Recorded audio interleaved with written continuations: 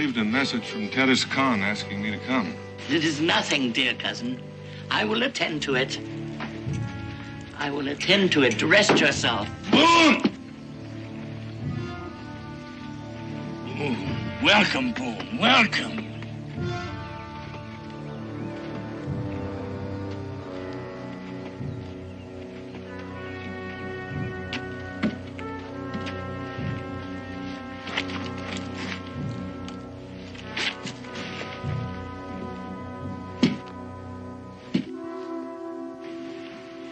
Braves told me you were ill. Much more than ill. Boone, I must ask a great favor of you. Get Lawana and bring her here quickly. It's that bad. Soon, my people will bury me. And unless Lawana is here, they will start to bury each other. For 15 years, she hasn't seen the land or faces of her people. Must we now beg her to return? I say she is no longer a Delaware. She's a white. And I want no white for my queen. I challenge the words of my cousin. Luana is my daughter, blood of my blood. Does council deny her the right to be queen? We do not deny her the right. We question her fitness. And what will answer your question? To see her for ourselves. You shall see her. Daniel Boone will bring her here. You can judge her for her fitness. Is it agreed?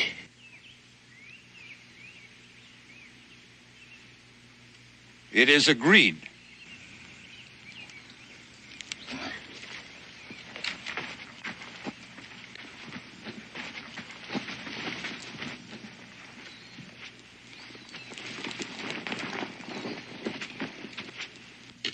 Do you remember why I asked you to take Lawana away many years ago? To learn the ways of the white man. That is true. But there was another better reason. More important, I feared for her life. Tatama? Tatama. Many times since the death of the mother of Lawana, my council had begged me to take another woman to provide a male heir.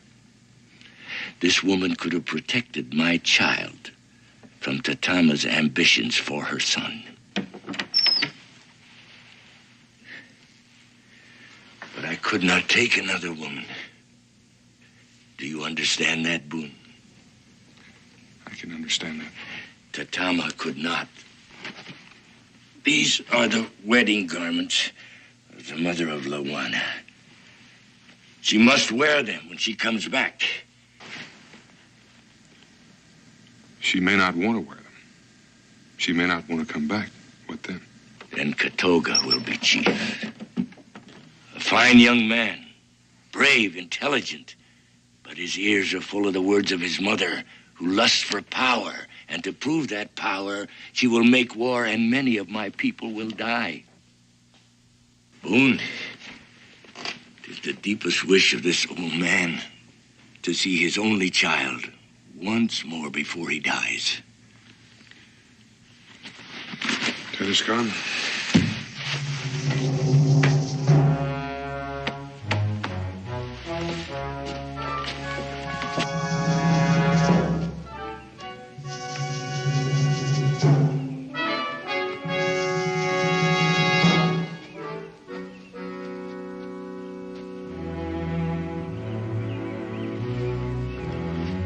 He must not be allowed to return. I wish it were not necessary. Is it necessary for you to become chief?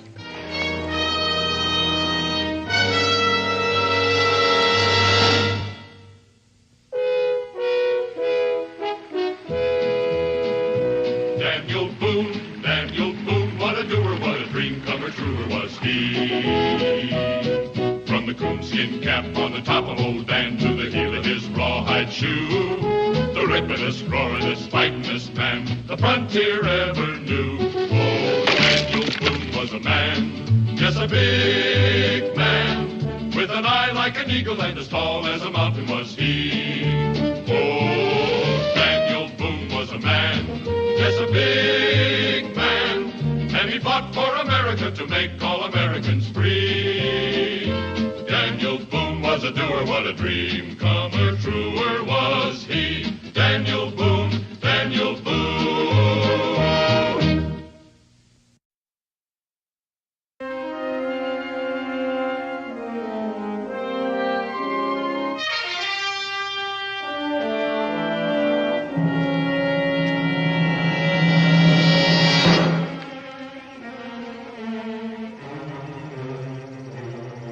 Hungry, Katoga?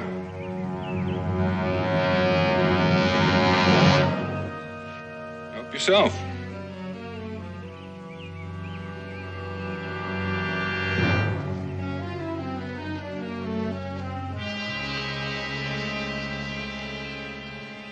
You must think me foolish. Well, it did seem a mite foolish. You leaned up against that tree all night when there was a good fire a few feet away. You're, not planning anything hostile, are you? No. And why are you following me? To see that you do not bring Luana back. Well, it's Tedescon's wish that Luana comes back. Tedescan will do anything to prevent my becoming chief. You know, that's interesting. Because he's told me that you'd make a fine chief.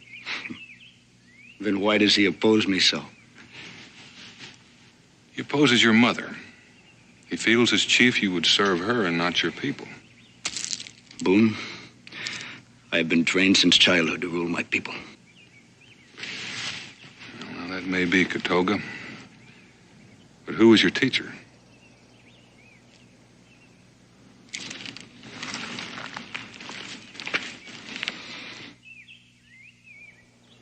Luana will not want to come back. Well, maybe we ought to leave that up to her. She's still Tedescon's daughter. She will have forgotten by now. If I dance one more step, I shall collapse. Well, you should rest for just a moment. This won't be over for hours. Just one, William. Thank you. First, you must have one more dance with me, Paul. Not on your life, my dear. Come on, Oh, no. William. As far as I'm Please, concerned, please. your engagement party is over. William, I've got to please. save my feet for the wedding. Please. Oh, there you are, Louise. For a minute, I thought you'd run off and elope with somebody else, Mother. Father, you must convince Father to dance with me again. Oh, yes, one more. Away with you, boy. I shall dance only if I'm carried. Oh, now stop that. That.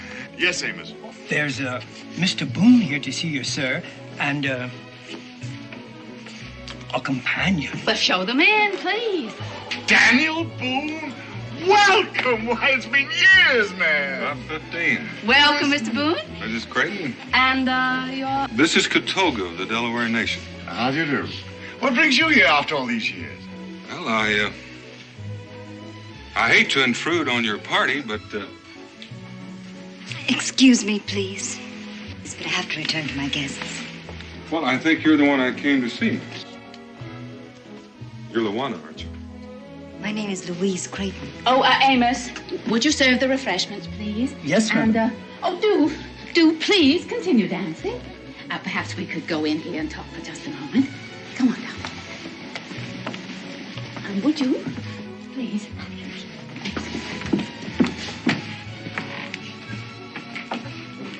Now, darling, don't be foolish. You know that it was Mr. Boone who brought you to us. And you were called Luana when you were a small child. Of course, Mother. I'm sorry. Why did you want to see me, Mr. Boone? Well, your father sent me. He wants me to take you to him. My father? Come now, Daniel. You know the child's had only one father, me. She doesn't even remember Tedescan. What could he possibly want with her after all these years? Tedescan is dying. He wants to see his only child before he dies. He wants her to take her rightful place as queen. Queen? Queen of what, for heaven's sakes? Queen of the Delaware Nation. Nonsense. That's enough, Father. I'm sorry to hear Tedescan is ill. He's a great man, a fine leader. But believe me, Louise is no more fit to be Queen of the Delawares than I am to be King of Prussia.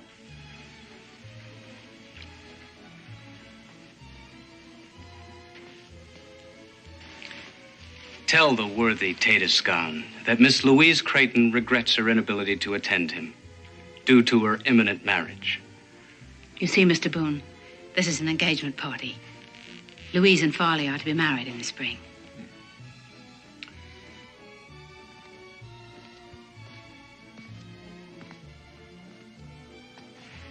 I haven't heard anything from you yet, miss. It's all so sudden and confusing. I don't even remember him. What would I say to him? I don't think you'd find Tatiscan hard to talk to.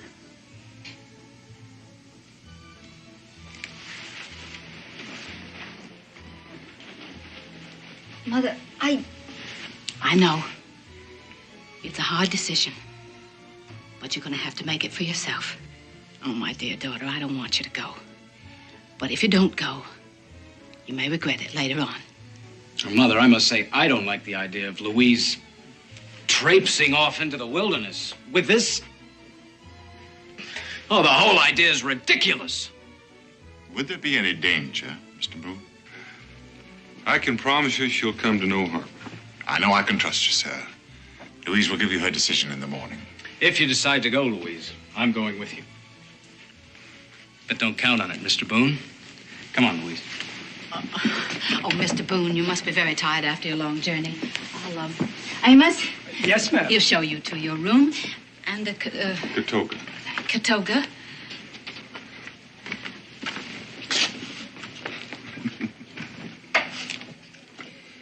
Good night. Good night. Elizabeth, I could use that drink.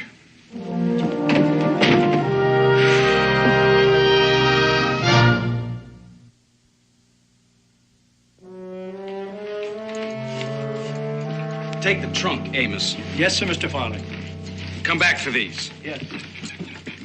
My.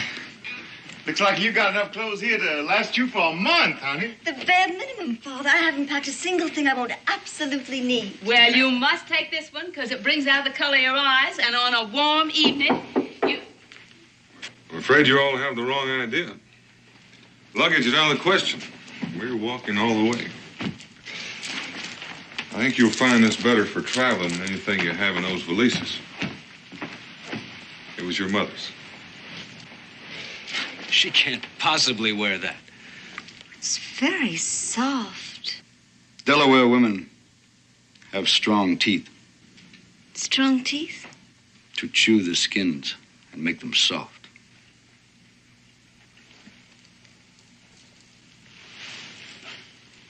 We'll wear what we're wearing. Thank you. Unless... You sure you want to go, Louise?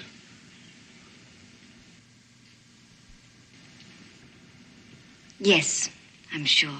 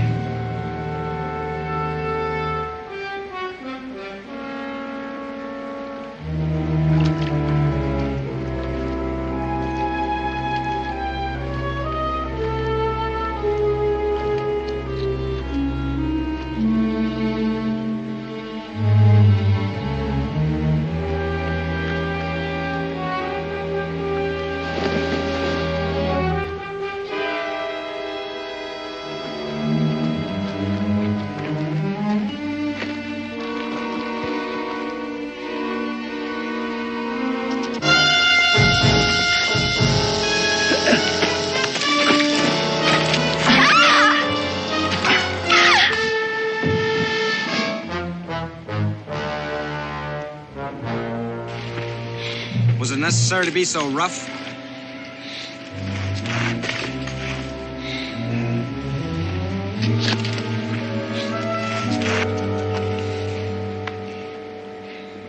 Thank you.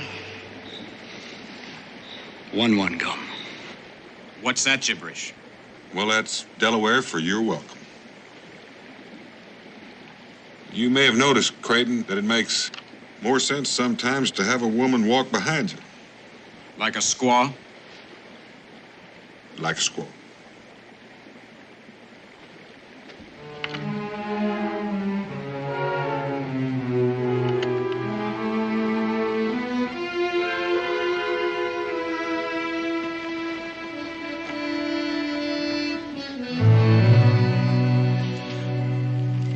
The Delawares, they're not like most tribes you've heard about.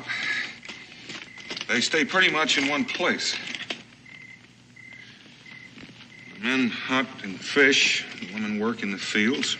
They're much like any other frontier people. They have a lot of pride, a lot of dignity. And their chief, Tedescon,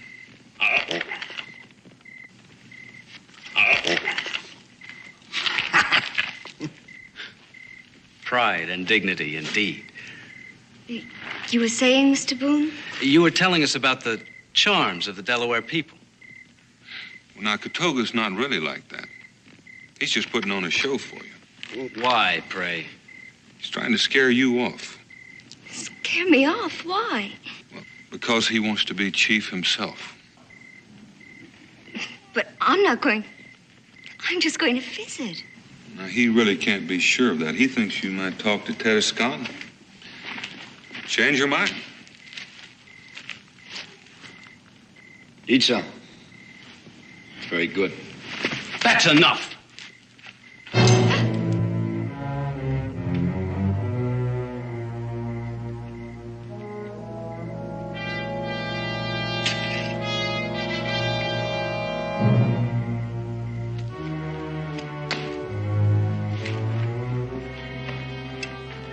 Delaware women do not waste food.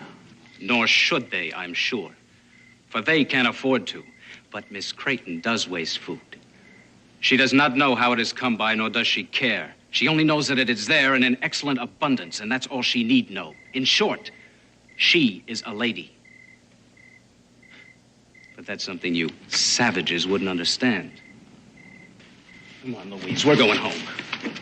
All right. Before you leave, I want to ask you a question first.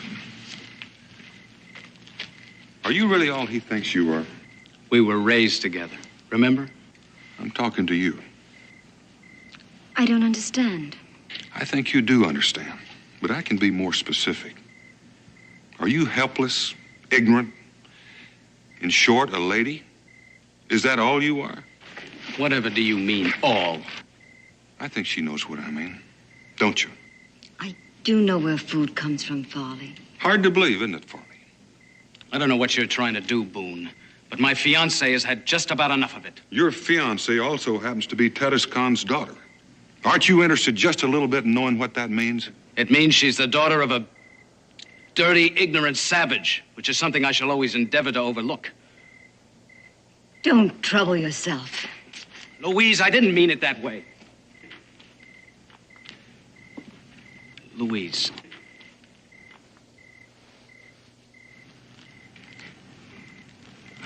We're to be married.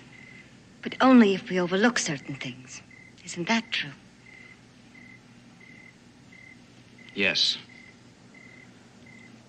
I won't have a squaw for a wife. Do you think you can overlook my parentage, Farley? Don't you see a certain family resemblance? Louise, wait! You stay here.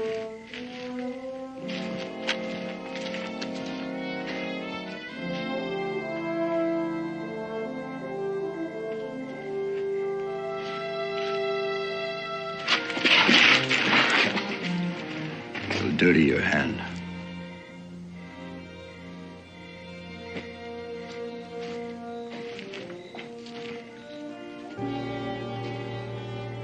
I'm sorry I'm causing you a lot of trouble. Yes, you are. I made a promise to... Well, how did Farley put it? A dirty, ignorant savage?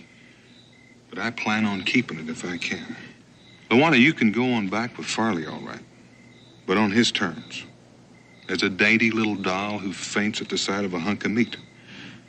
Do you want that? I don't know. Could it be that you're ashamed of what you are? That you're pretending to be a fool so you can call yourself a lady? I am ashamed. And I've always been ashamed. Why, Luana? Because you don't know anything about Indians except what you've heard. You know, most people don't hate Indians. They pity them. They want to uplift them. Which pretty much means that they think they're inferior. I suppose it does. Take Katoga. Would anyone in their right senses dare pity him? No. No. Because he's proud of who he is and of what he is. And so should you be.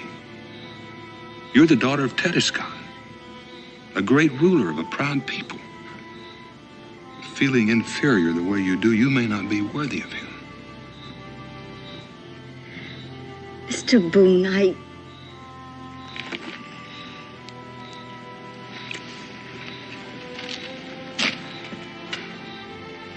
Luana, you can do what you like with these. I'm tired of carrying them.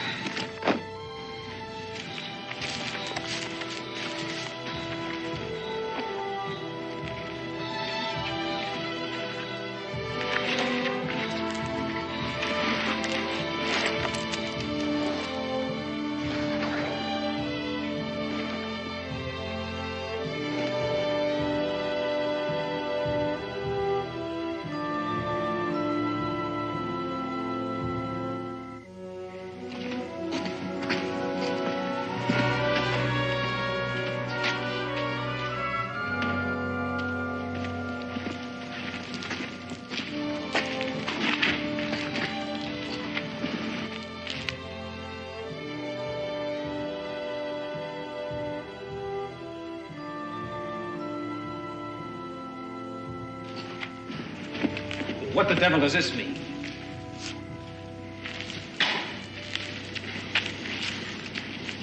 did you know my mother, Mr. Boone? A long time ago. Do I look like her? Very much. Do you intend to remain in those ridiculous garments? They're quite comfortable.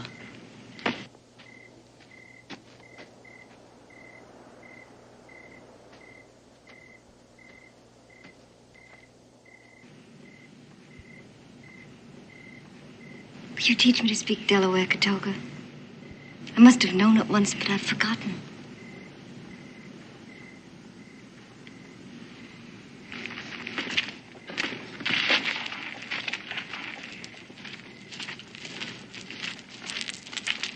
Have I done something wrong? Well, in a way, you're more or less asking him to cut his own throat. Because he wants to be chief. That's right.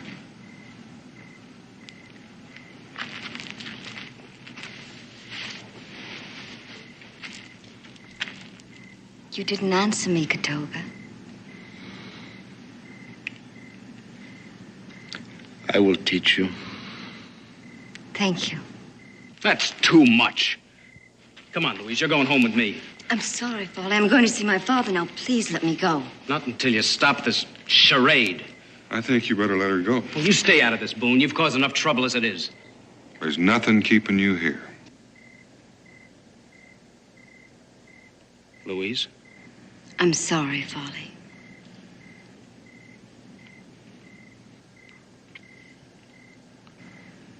It isn't the same anymore. Can't you see that? What shall I say to our... to my parents? Tell them thank you very much for allowing me to make my own decision.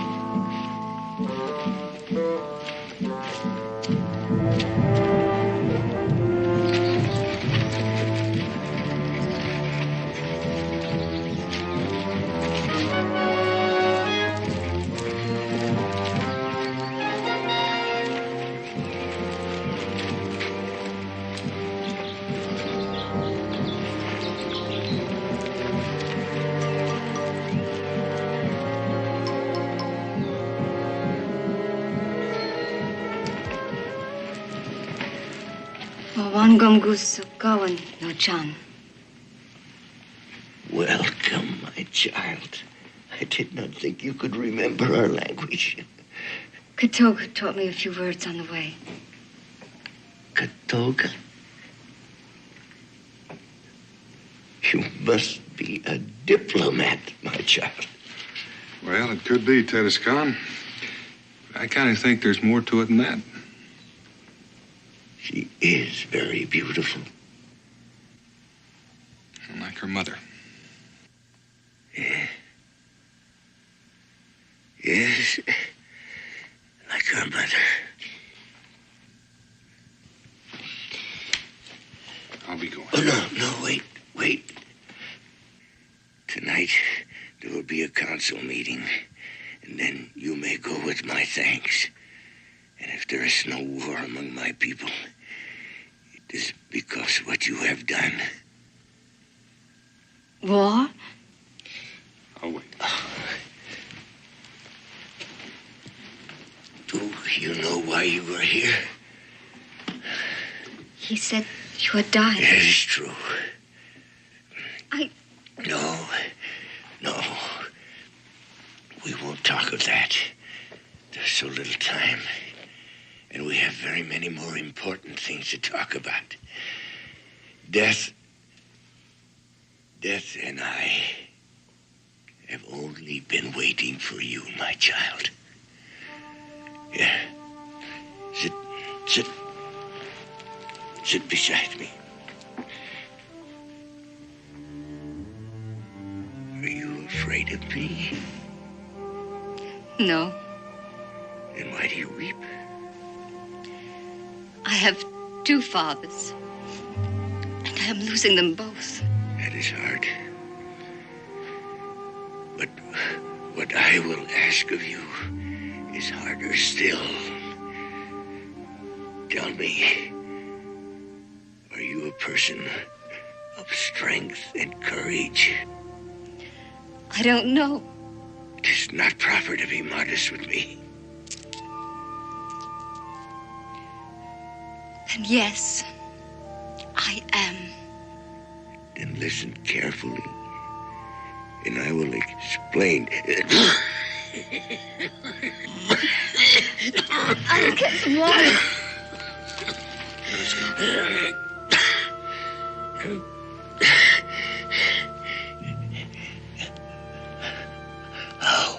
How does she seem? She's the daughter of a great chief. Oh, Boone, I must ask you to do one more thing for my people.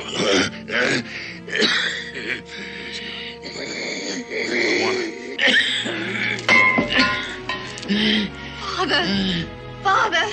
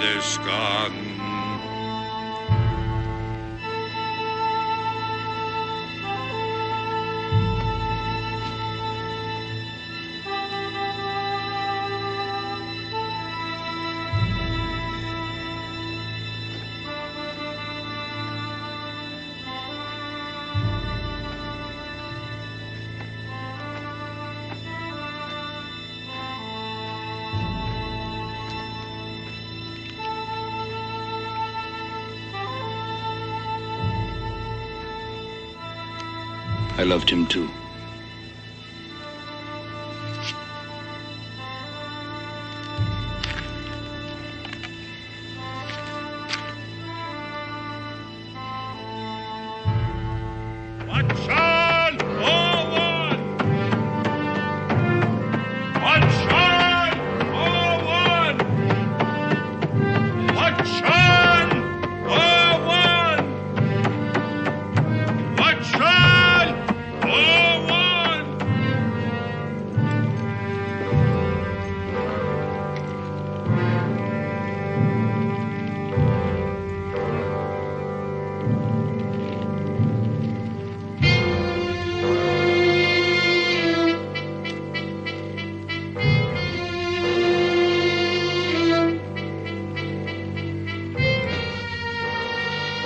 Disturbs our council.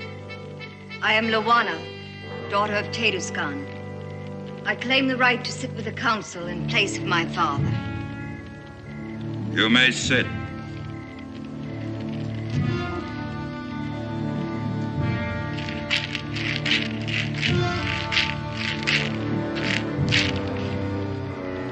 The council will begin.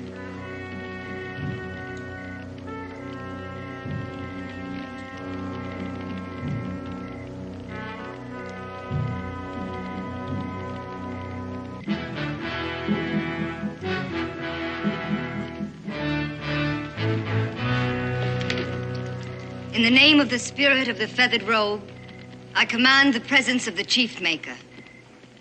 Who commands the presence of the chief maker? Lawana, daughter of Teduscan, rightful queen of the Delaware nation. All who accept this woman as queen must pay homage.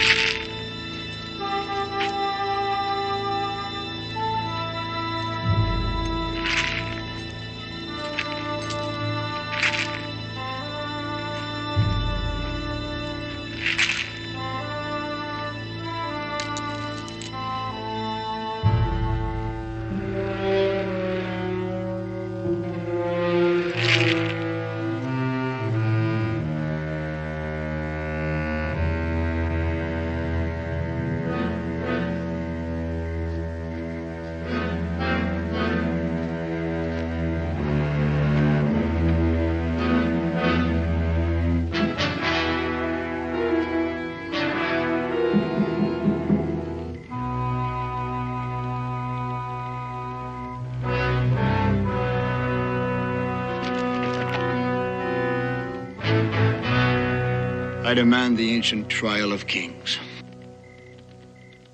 The right of Luana, daughter of Teduscan, has been challenged. One who cannot accept the challenge cannot rule. Is that not the law? It is the law. Do you accept the challenge? I accept. Do you understand what the trial requires? That only the bravest may endure it? Only the bravest is fit to rule. It is your right to stand guard over the place of trial. I will stand guard. It is your right to choose one to stand guard with him. I choose Daniel Boone. Does Daniel Boone agree? I agree. So be it.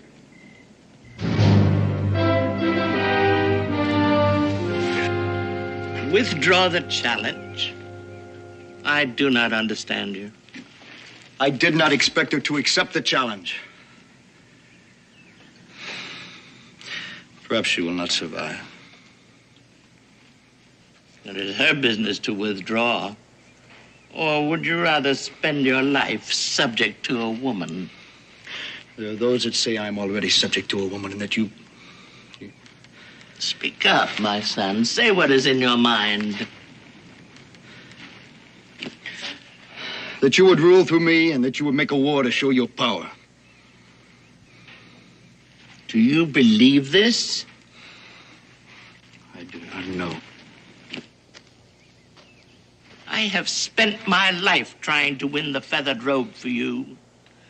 Do you think I would steal it from your shoulders? Have I ever given you reason to distrust me? Answer me, my son. No, my mother.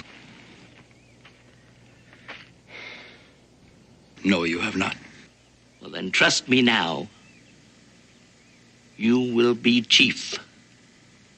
Not slave to mother or queen, but chief. I promise you this.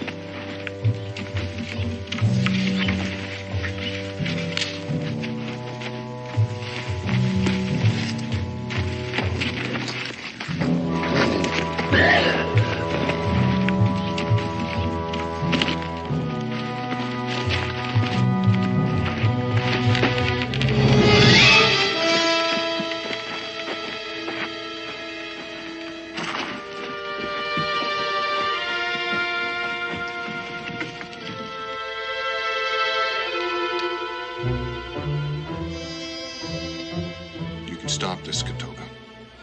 So can she. This is the last moment when you can withdraw from the trial without losing honor.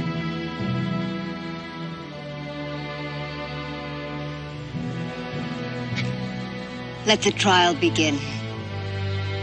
So be it.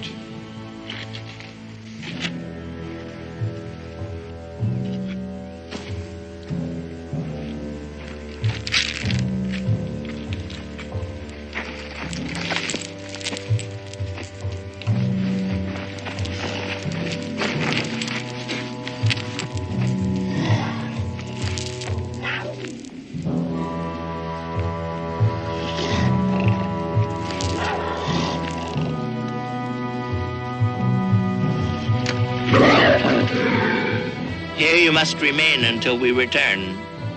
You will touch no one, no one will touch you. You will eat nothing, nor will you drink. If at the setting of tomorrow's sun you have survived the trial, I, Tatama, chief maker to the Delaware, will place the mantle of the feathered robe on your shoulders.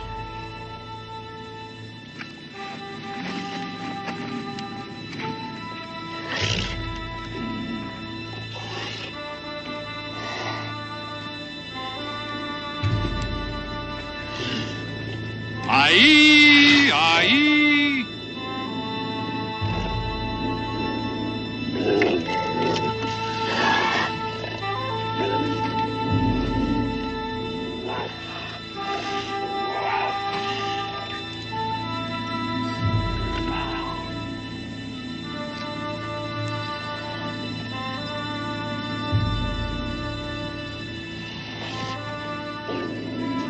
Oh, Great Spirit, the destiny of this woman is in your hands.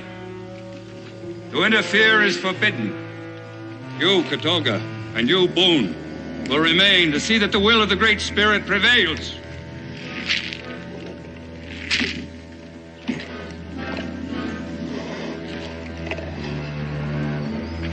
You may not hold weapons.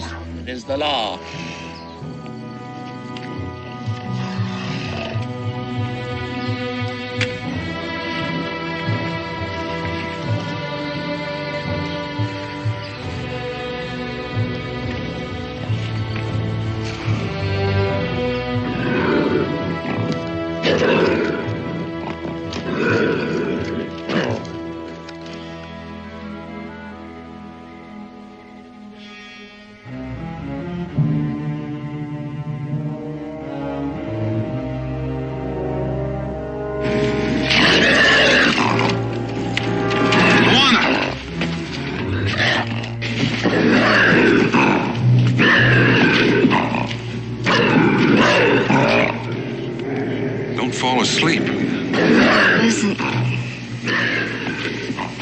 Thinking about white wine.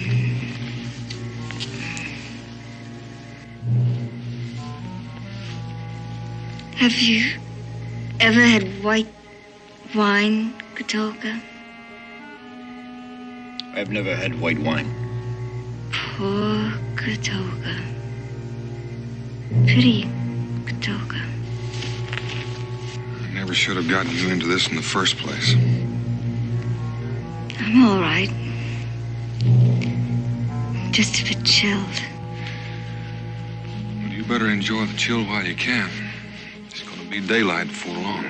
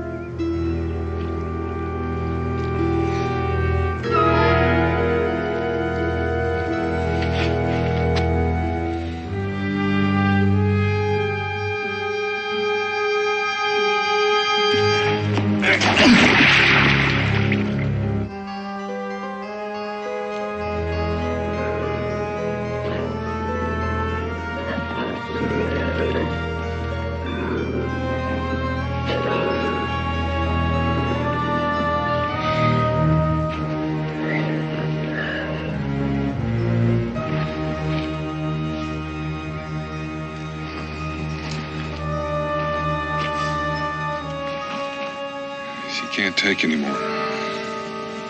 She need only loosen the thong. I'm gonna take her down. She must do it herself. Stop it. Katolka is right. Let me alone. Please.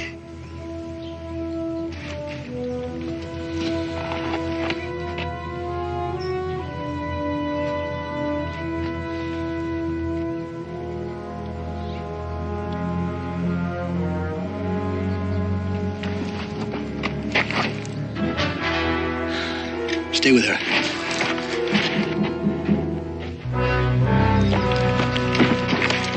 What are you doing here? Do you not wish to be chief? My mother sent you. Just stay here. I will attend to Boone. Go back and tell her not to interfere.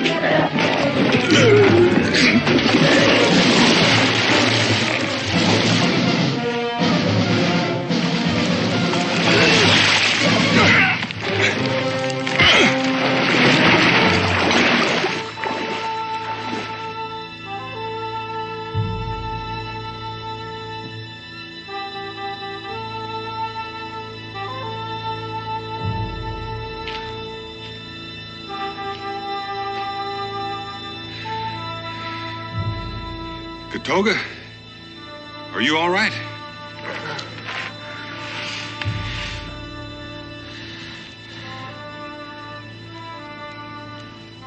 I'm only paying homage to my queen.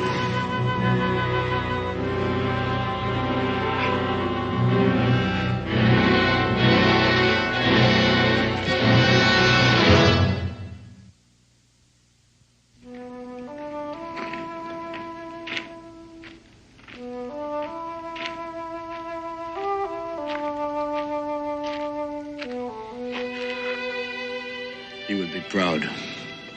It's because of you that I was able to do it. Perhaps. I've come to say goodbye. I'm leaving with Daniel Boone. Why? Is it because of your mother? The council said she need not go, only that she no longer be chief maker. For her, that will be worse. No, I'm leaving because I will not be chief.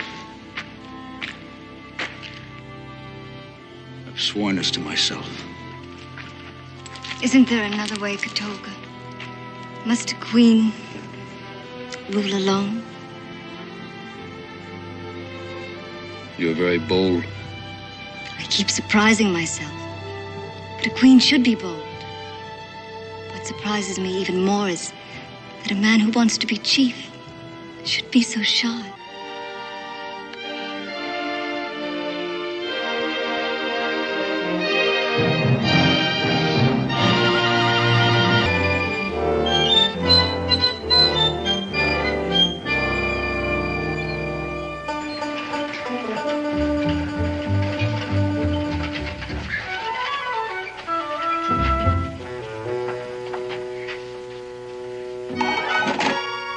Here, Dan. Becky, we haven't got room for any more of these things. Well, can't we stow it in Sally Martin's soap kettle? There's no soap kettle. Oh, dear. It must still be on board the ship. That's all this wagon needs is a 100-pound soap kettle. Now, Daniel Boone, we only bought what the people back home have to have. The way Cincinnati's been lately, Boonesboro might as well not have a store. Oh, don't fuss. I'll go see if it's on the ship. Well, never mind, I'll go. Just in case anything else is forgotten, I'll go along. I'd better tell Israel.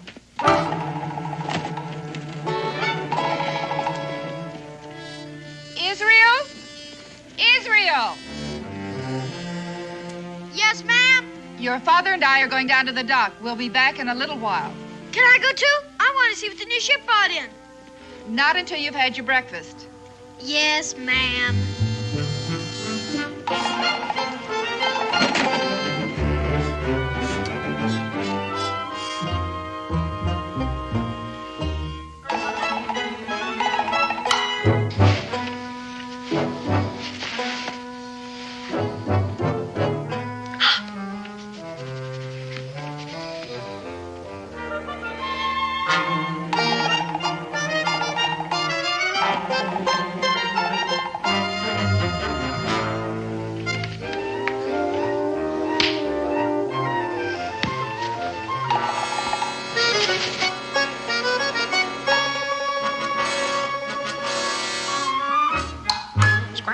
Square deal.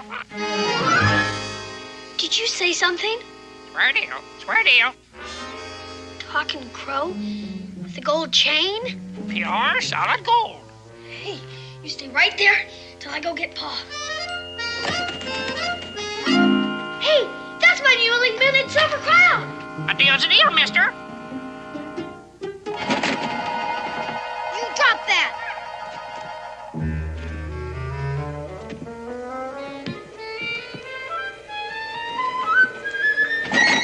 Doggone you!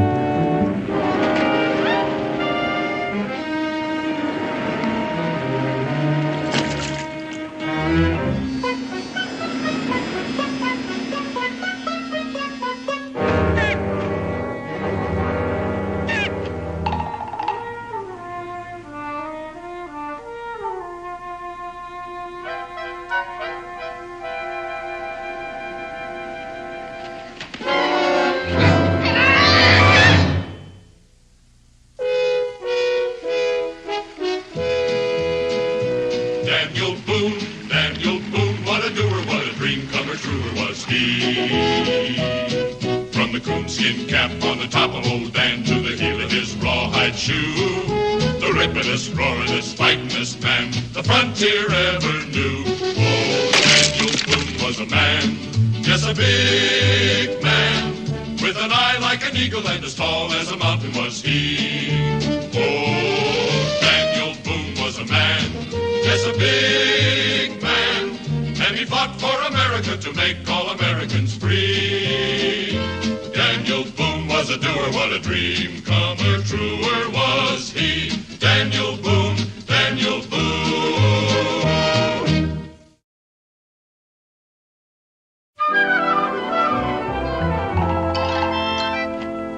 You'd run into a wall and dashed your poor brain out if I hadn't stopped you, lad. Yes, sir, I suppose. Was that a real man? That he was. So small. Yeah, that's why we called him Short Joseph. He was a good shipmate. Little Scataway's my name. I'm a seafarer lad. Israel Boone. What was that name again? Israel Boone. My father's Daniel Boone. You probably know him. Israel? I had a shipmate named Israel aboard the old Peril. He ended up climbing the king's rope. Does that mean hung? Aye, that he was. The king's rope. Died cursing as noble as a belted earl. Is he a pirate? Now, if you're going to use that kind of language, yes. The Jolly Roger was our flag, lad. Buccaneer's politer. Square Deal's his name. A deal's a deal's his motto. He stole my newly minted silver crown. Stole? You mean he took it without giving you something in return? A bundle of needles. Well, then stole ain't the word, is it, son? But they weren't even his needles. He took them off my pa's wagon. A deal's a deal. If I were you, I'd hold my tongue. Your honesty is in judgment. Ah, my lad, he takes to you. Here you are, Square Deal. He also took to my silver crown. Well, you shall have it back, my boy, if that's what you desire. Why wouldn't I? Israel? That name takes me back. I tell you, suppose you take back your silver crown, eh, lad? And you give him back his needles. Nothing gained, nothing lost, right? But suppose the next time he's to bring you something 10 times worth what he takes. Where would you stand then, huh? I don't know how you mean. Well, if you go back on him now, could you take advantage of him then? No, you couldn't. Absolutely not. Will you share a little rum with us, huh? No, sir. No, thank you, sir. All right, here you are, Square Deal. There you go. Now, let's see. What can I offer you? A coconut. Coconut? Nectar and ambrosia from the South Seas, my boy.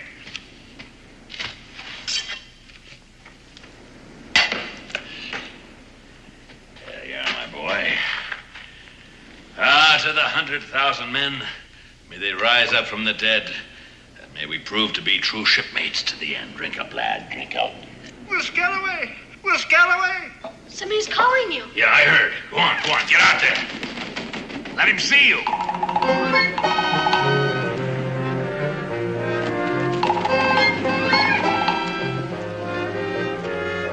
Will, why didn't you sing out? I came with... Belay that! Son, you'd better go. Fly with me, fly with me. Thank you, I'd like to. Glad to meet you, sir. Yeah, same deal. Thank you for the coconut. Yeah, thank you for the coconut. There. Well, That's a Daniel Boone's young sprout. Daniel Boone?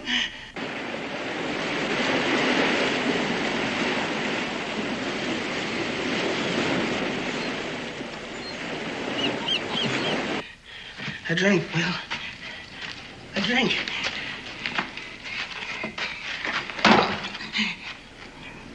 Have you got the captain's scrimshaw chart? I got this from hand. Huh? Fool, you let him here? You mean he knows where I am? No, nobody follows Judd less than I let him. That's why I was by the captain's side at the end. How did you get the chart? Supposing I don't want to say. I spent years with him in the South Seas before he ran out to Jolly Roger. And I'm the only man that can read that chart. If I croak, you'll never get one doubloon from off the golden line.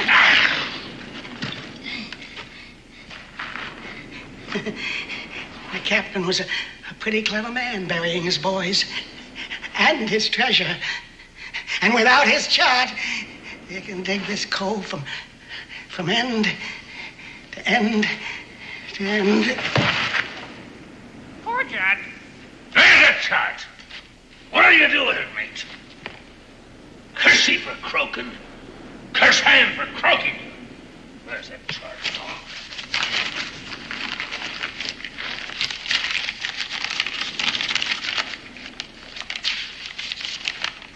Enlistment papers in His Majesty's Navy? Now, what did he keep these for unless he wanted to be hung for desertion? He'll haul the bloke.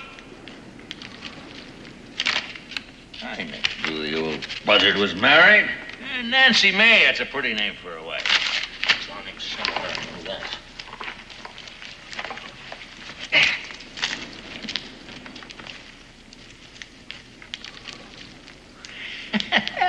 The old miser.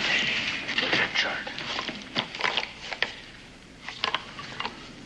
My diary!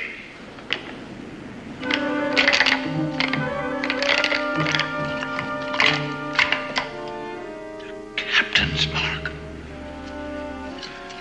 The Golden Lion, the ship's longboat, the Pearl itself, and the captain holding a trident.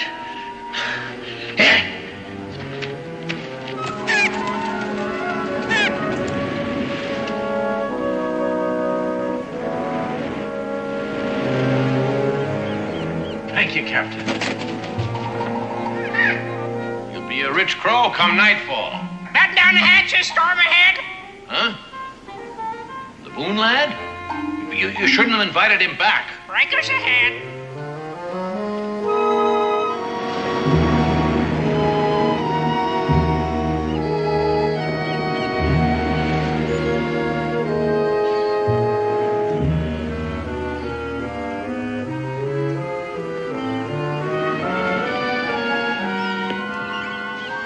That's it, hand. Come a little closer. Want to miss you. It's a true shipmate.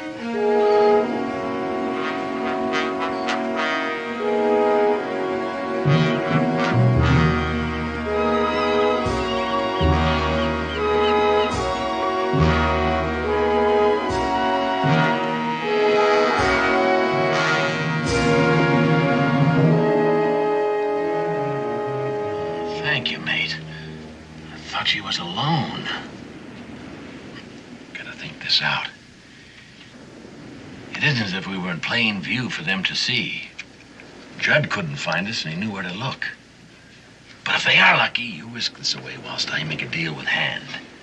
And if I can't, well, the good Lord made the two of us smarter than the three of them. And that's in our favor. Where could that Judd have got to? Either he stopped bleeding or he don't show on these rocks. I don't like this place. Why'd he come here? This be Black Cove, dummy. Treasure's buried hereabouts. I ain't dumb. Don't call me dummy!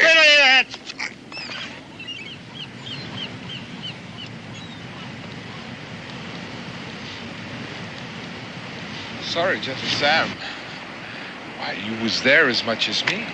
Maybe more, eh? The Perro stood right off that point. Up in the rigging I was, keeping an eye on the captain's launch. She rode low in the water, lads. From the weight of gold doubloons. I always admired the captain for that bit of work. Went ashore he did with 4 men. When he come back, he's all by himself. Not a scratch on it. The captain's gone. The riches of the Golden Lion are ours. Aye. After we get the captain's map away from Judd. Now, he's got to be hiding underfoot someplace. Might be held up in a cave. Listen to Gentle Sam. He could be right at that.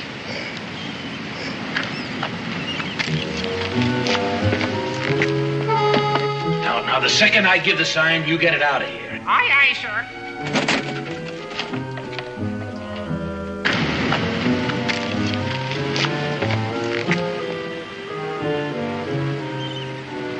Maybe he's hiding over there in them hills.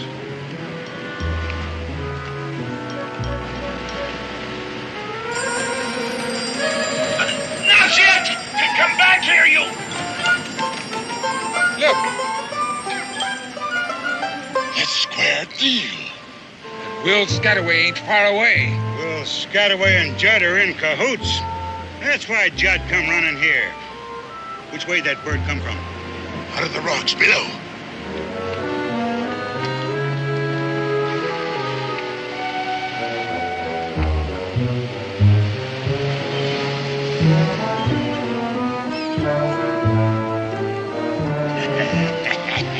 Right where I say. Spread out. Keep low behind the rocks. They know we're here. Watch out for Will Scataway. He'll have a trick up his sleeve.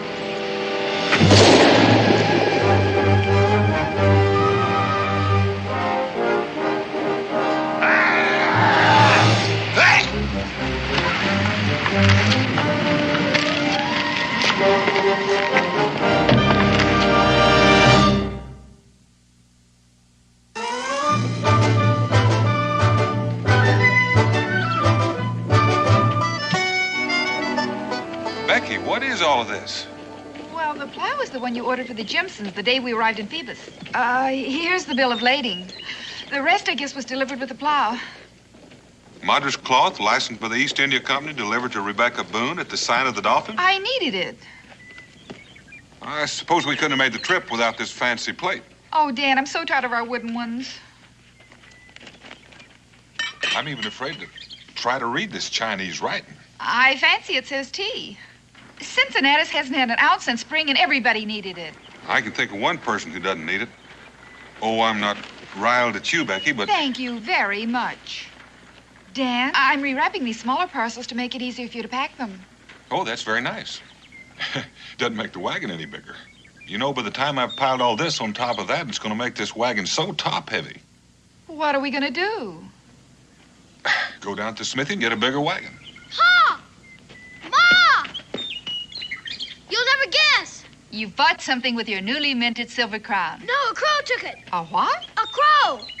He flew into my room and traded me for it. Well, I reckon you've seen the last of your coin. Oh, no, sir. I followed him. He had a gold chain around his neck. A crow with a gold chain? Pure, solid gold. Square Deal's his name, and a deal's his motto. He can talk. He lives down by the ocean in a little cave. Well, I always thought he was a parrot. I think he's a pirate. If you use that sort of language. Buccaneers plied her. Oh, Israel. His best shipmate was named Israel, too. But he ended up climbing the king's rope. What? They hung him. Daniel. I'll talk to him when I get back. We're leaving tomorrow, I hope. And high time. Pa didn't believe me. That's because you exaggerate. And you went to the docks without breakfast after I told you. No, ma'am. Just come with me right now and I'll prove it. Right now, you're going upstairs and you're to comb your hair and wash your face. And then you're going downstairs and apologize to Mrs. Browning for being late. And then you're going to ask her to please feed you. But, Ma, won't you please listen? Did you hear me? Yes, ma'am.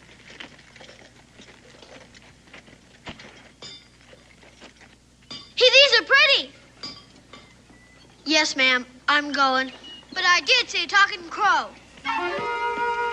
Oh, heavens to Betsy. Talking crows. Gold chains. Pirates.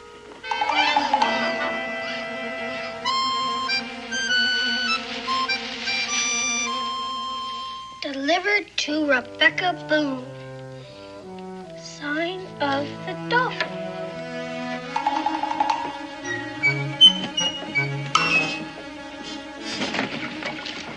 Hi. Ahoy, mate.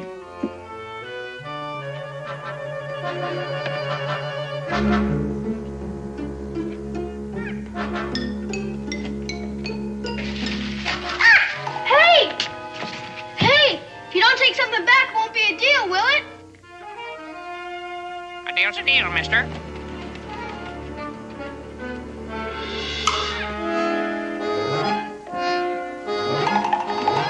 Well, at least you got something. Evidently, it's ivory. Bet it's real ivory, too.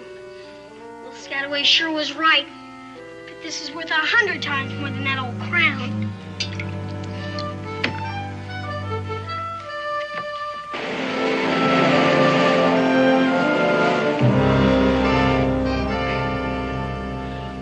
it, Will? Stand up. What'd you do with it? I don't know what you're talking about. Next, I suppose you'd be saying you don't know Judd neither, right? I knew Judd, Gentle Sam. See, I might have admitted I did. Why shouldn't he? It don't do us no good, and besides, we know he knew Judd. Hey, that's right. We were all shipmates on the Peril, weren't we? Stand up.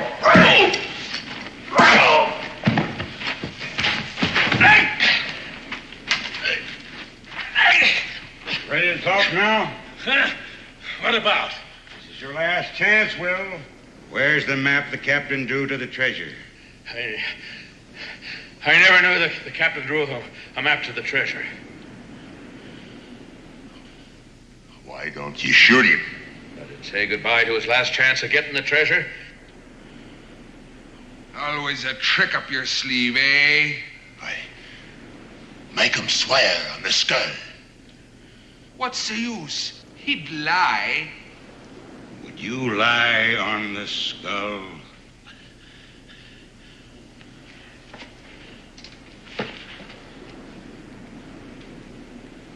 This looks like Short Joseph. It is. He couldn't lie on Short Joseph. Not hardly. Now listen to me, Will. When the captain buried the treasure off the Golden Lion, he drew a map so he could find where he buried it. That sounds reasonable. It's a fact. Otherwise, he might as well have thrown the treasure overboard. When they held the captain to be hanged, I offered him a monarch's funeral for that map. Shipmately thing to do. The captain gave the turnkey his gold earring to throw Hand out of the cell, which was Hand's good fortune. Otherwise, they might have kept him and hung him. Now, Judd was with him at the end. Why? To get that captain's map before he danced on air. Judd practically said so before you ran away from us. Give him the question. Will Scataway lay your hand on the Short Joseph?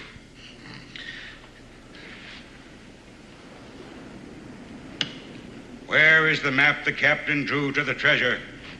I swear on Short Joseph, I never knew the captain drew such a map. And I never saw such on paper or parchment. He lied. He lied on Short Joseph.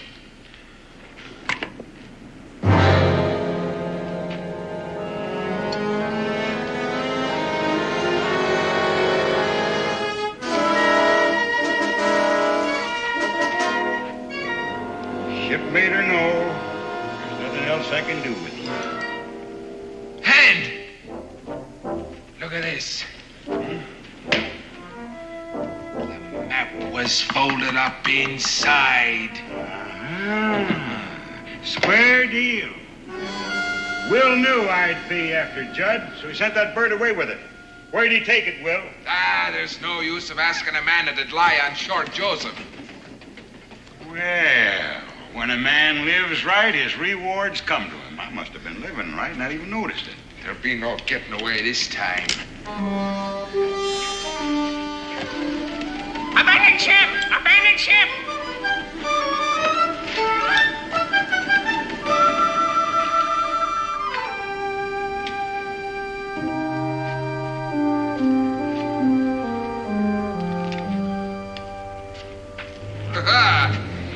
Will's in cahoots with a female. Female name of Rebecca Boone. Will, you always did have a way with the fair sex, you did. Fair women and black crows strive to please me. Well, they strive too hard this time. Oh! She wanted you to know she got you, Billy Doo. Now, we know where we can put our hands on her, and I got ways of making female women talk. Females don't stand up to me the way Will does. You want me to kill him? No, tie him up.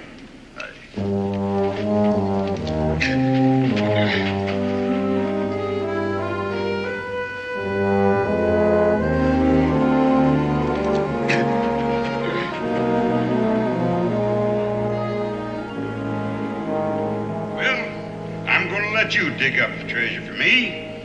And then I'm going to drop you in the hole just like the captain did his for. And you can say your prayers till we get back. Say one for me, Will, if you got time. I truly regret this, Mrs. Boone. On the other hand, I know where Square Deal took the map and I could get it back. If I could get but loose on this thing, if I could...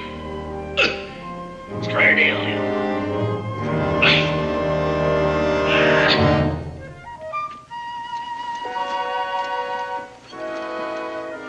But it is real ivory, huh, Ma? It most certainly is, and the finest example of scrimshaw carving I've ever seen.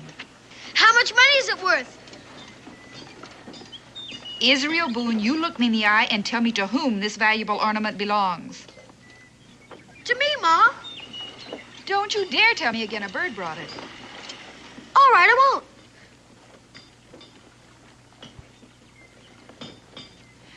Do you know where it came from? Well, I got an idea. Israel. Yes, ma'am. Yes, I do. Then you march right back with it. But a deal's a deal, Ma. Will Scataway said so himself. He said would be mine to keep. I don't know Will Scataway, but I do know right from wrong, and I expect you to know the same. Now march. Yes, ma'am. But what if Will Scataway says a deal's a deal, and it belongs to me?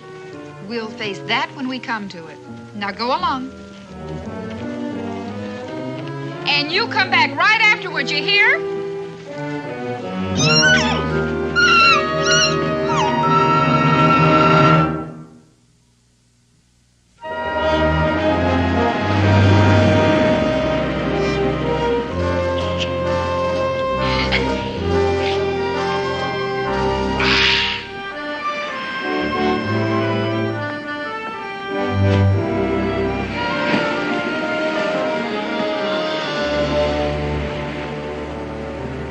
Guess he didn't think much of his trade once he got it home.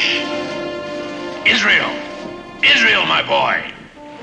Yes, sir? Are you alone? Uh-huh. Come in, boy! Come in! Yes, sir.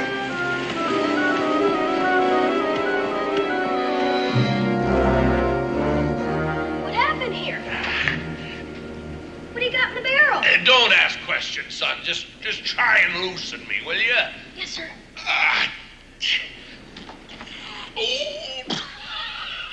I don't think I can do it. Oh, when a man from the peril ties a knot, son, that knot is tied. Buccaneers attack you? You may call them pirates with me blessings. Try cutting me loose. No. The blade is over there. Over there. Be quick.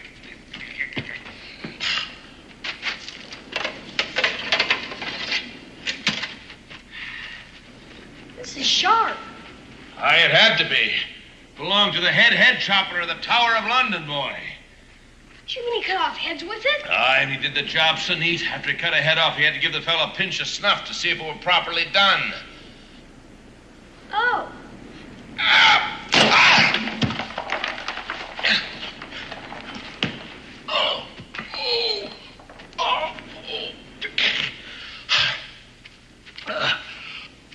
Are you in pain, Mr. Scataway?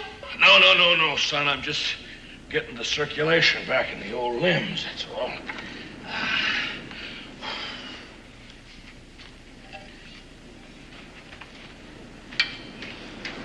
Think them pirates will come back?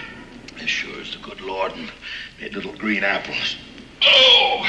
But this time, I tell you, you're gonna have a few surprises, and wait for them. I'll ask my pa to help you.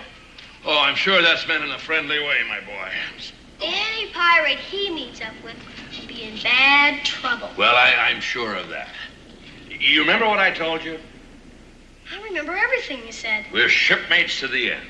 Well, that's a solemn prophecy come true because you proved yourself to be a true shipmate. Thank you, sir. You saved this old man's life. And I'll be thanking you when it ebbs out to sea for the last time, my boy. Shipmate, your other prophecy also turned out to be true. Who did it now? You know, the one about not taking back my newly minted silver crown. Deal's still a deal, isn't it? Well, sure. Why not? Well, Square Deal already traded me this.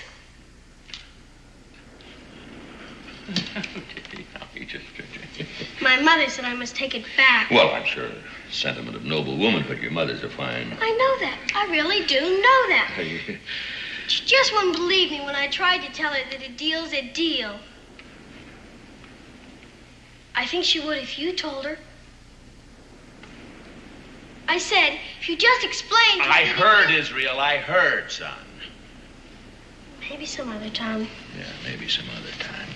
Sure, why not? Except we won't be here.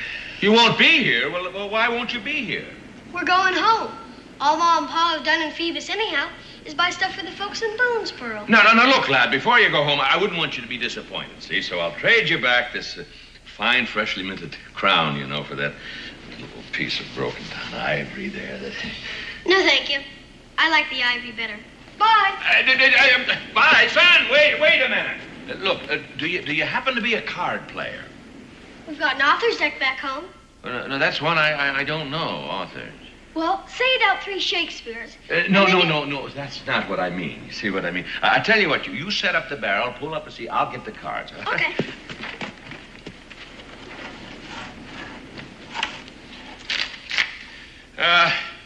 Here's a little card game, a seafaring game. We call it cutthroat in the forecastle. Why do they? Well, we'll just play a few games in the open, you know, till you learn the ins and outs of it. There you are. Cut. And you need it. What a mess! What a mess!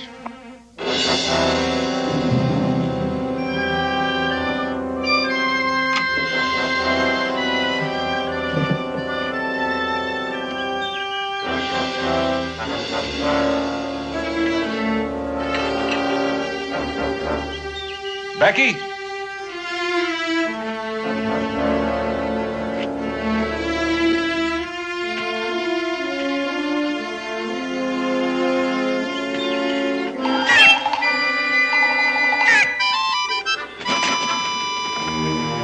Becky! Israel!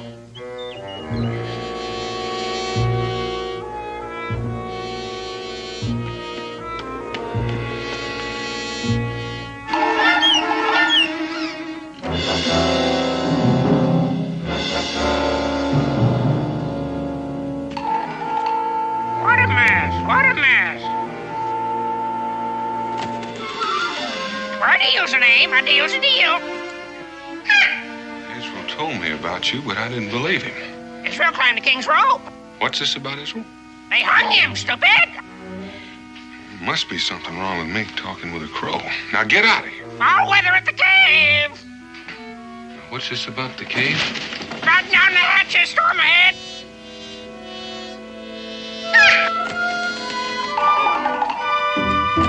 Now, hold on a minute. Wait a minute, will you?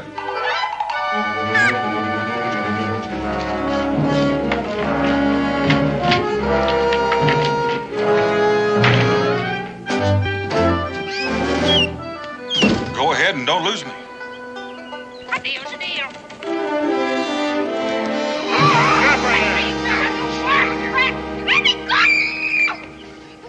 All right. Where is it, Beck? Where is what? Where is that treasure map? I don't know anything about a map, and I don't know anything about a treasure. And I think you've been listening to too many sailor stories. Hey, maybe I should wallop her, eh? In a minute.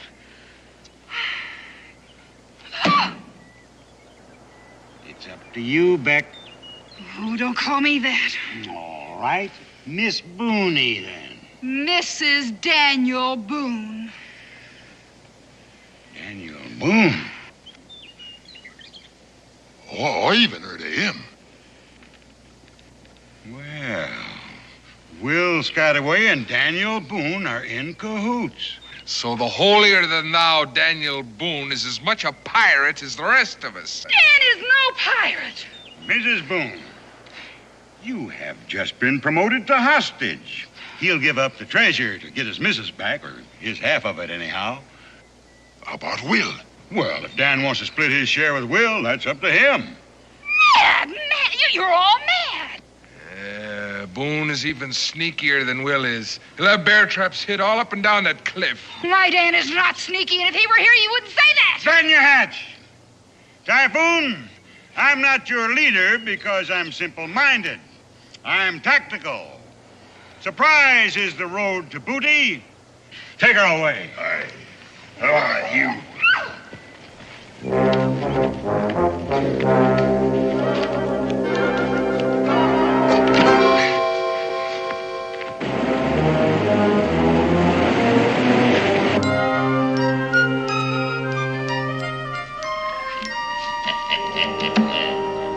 I win again, even with the cards face down. You were born to this game, Israel. Let's make it interesting. It is interesting. You like my head chopper sword, eh? Oh, yes. As much as that ivory trifle square deal traded you? Well... How about the sword and these golden doubloons? Gee. I'll bet you the lot against that ivory trifle. Oh, no. Oh, why not? I'm not allowed to bet. There's no more time for compassion. Time for what? Just look at the sword and the doubloons. They are interesting. I've got no more character. I'm getting old. Well, now, you may not get any older. Pa! Outside. Now, where's my wife?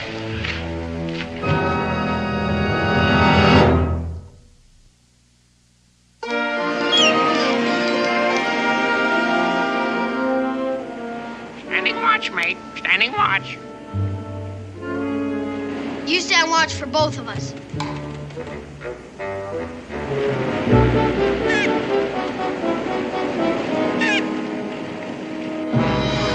Now, I ask you a question. Where's my wife?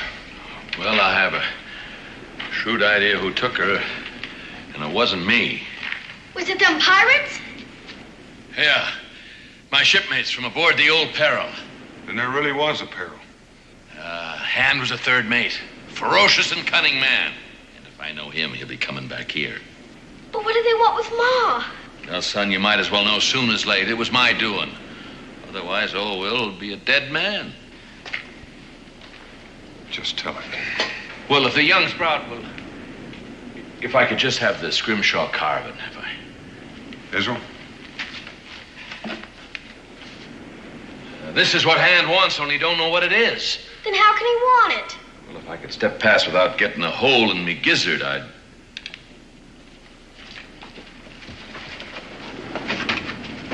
Gaze upon Black Cove. First time I laid eyes on it was 2 days after we sacked the Golden Lion. Ah, the Golden Lion. A rich prize she was. Every man Jack on the Peril put his back into the task as we raised every inch of sail and clothes for battle.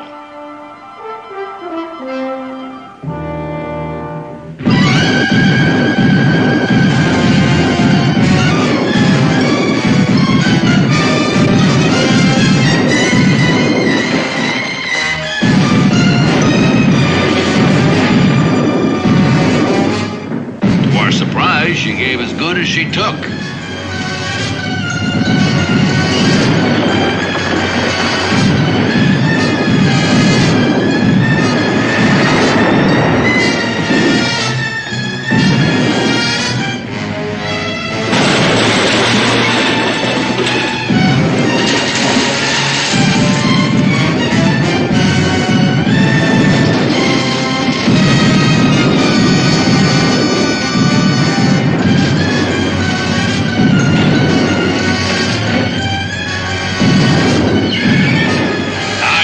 See Short Joseph at the wheel when he ended his days.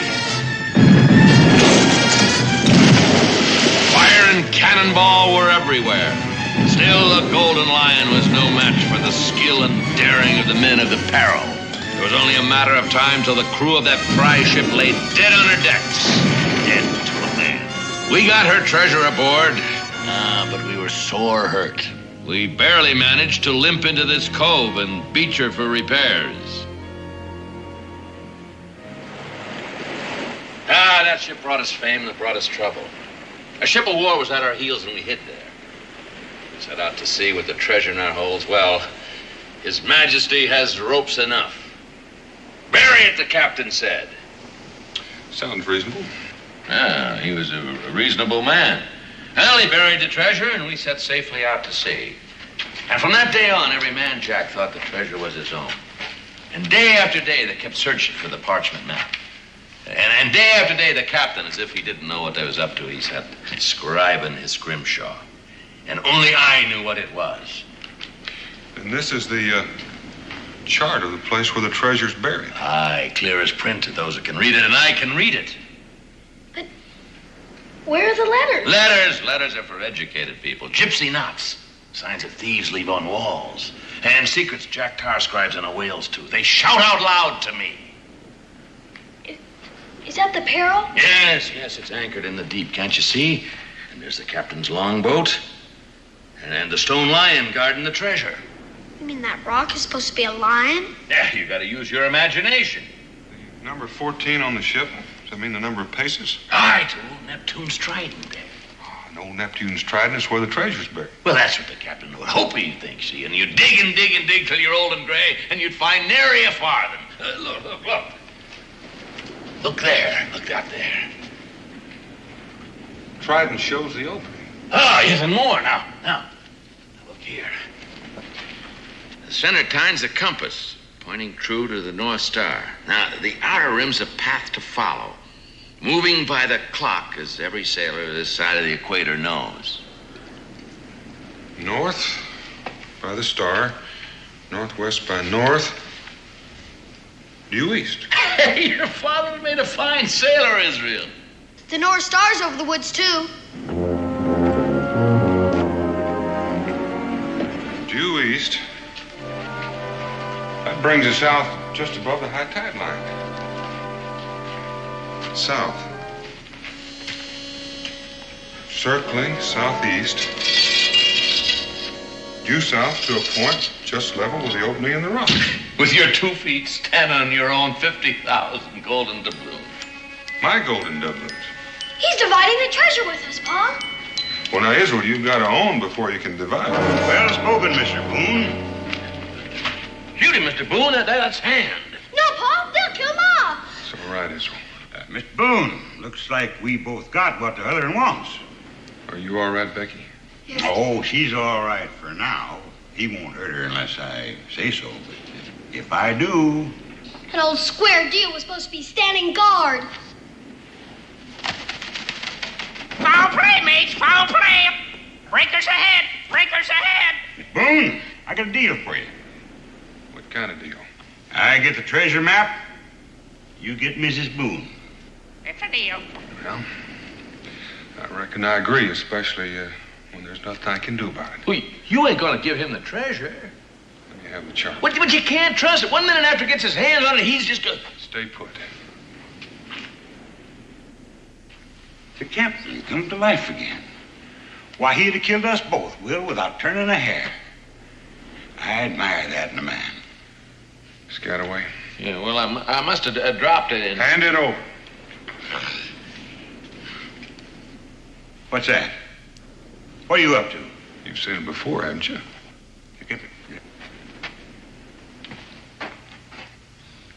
Captain Scrimshaw. No wonder we were never able to find that chart. He never even bothered to hide it.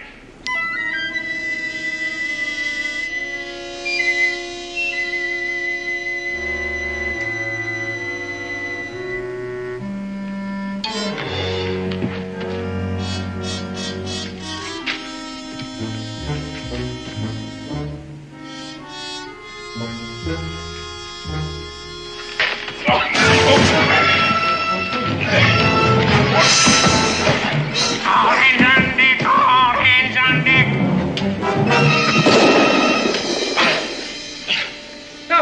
do that for?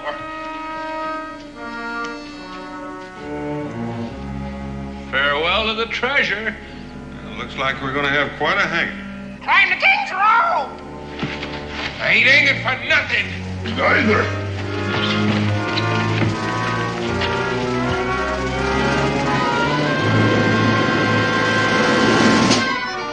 Don't let him get away. Paul let him get away. And we're all alive. What difference does that make? Treasure's gone. Where is it, though? Let me see. North with a star. Northwest by north. Due east. Paul remembers the whole thing. Oh, glory be, son. Come on, come on. If my figure's right, it should be just about there in those rocks. We're rich. 3 cheers, we're rich. Hooray! I'm afraid not, son. At least the owner of the Golden Lion will get their money back. I know Lloyd's of London will be pleased about that. Well, unless they're told, they'll never know.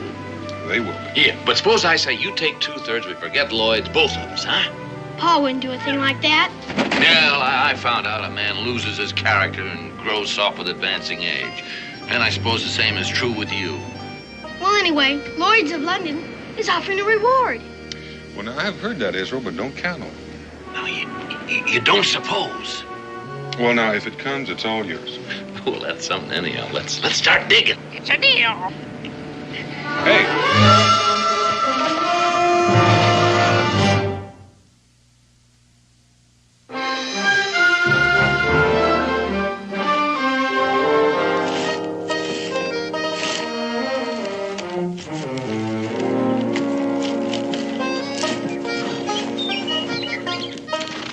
All right, Will. Aye, mate. All right, make her fast. Yeah, taut can be. There we are. Ship shape. Oh, no, Becky. But these are our things, Dan. Slack her off, Will. All right. Stand by to receive aboard. Becky, you're going to have to drive. Will and I'll have to walk alongside to steady it. Yeah, if we run into rough weather, we can throw out a sea anchor. Come on, boy. Good deal. Fly with me. Oh, you have no principles. Yes, a deal's a deal. All right, move out, Becky. Yep.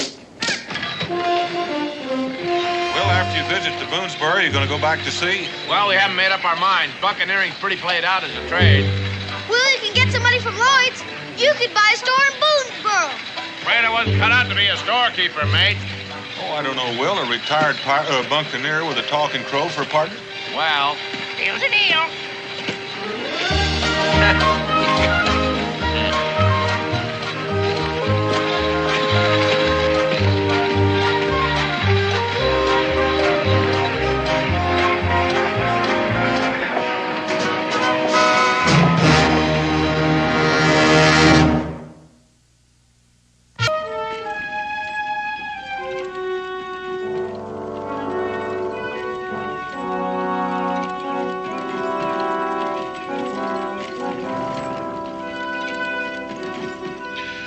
Reckon that's what we've been waiting for. And right on schedule. It's almost too easy. He doesn't have any British troops escorting him. Since the British control every foot of this territory around here, I reckon it...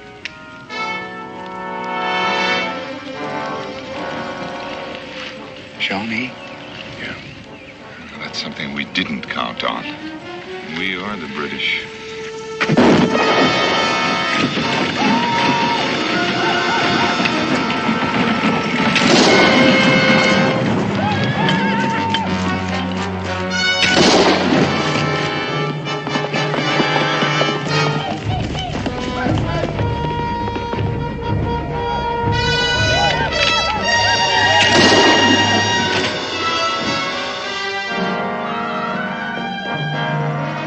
Jehoshaphat. That newfangled rifle, he's got 3 times faster than a musket. There are 200 more of them in that wagon. Shawnees must think they've tangled with a magician.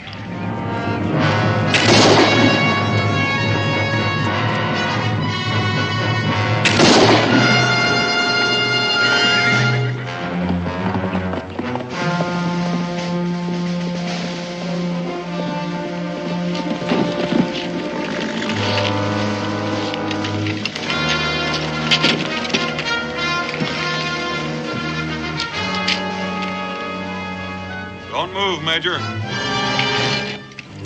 I wouldn't do that, Major. I don't want to have to shoot you.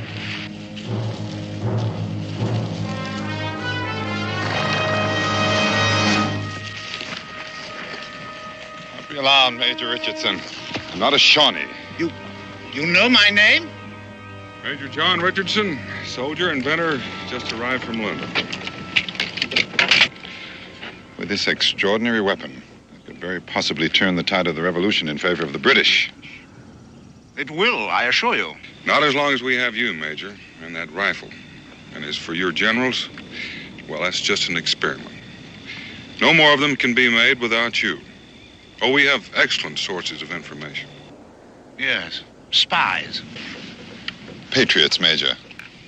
The revolution has friends everywhere, even some in high places in England. Thanks to them, we know that you've only manufactured 200 of these. We know when they were shipped from England. We know that they're all in this wagon.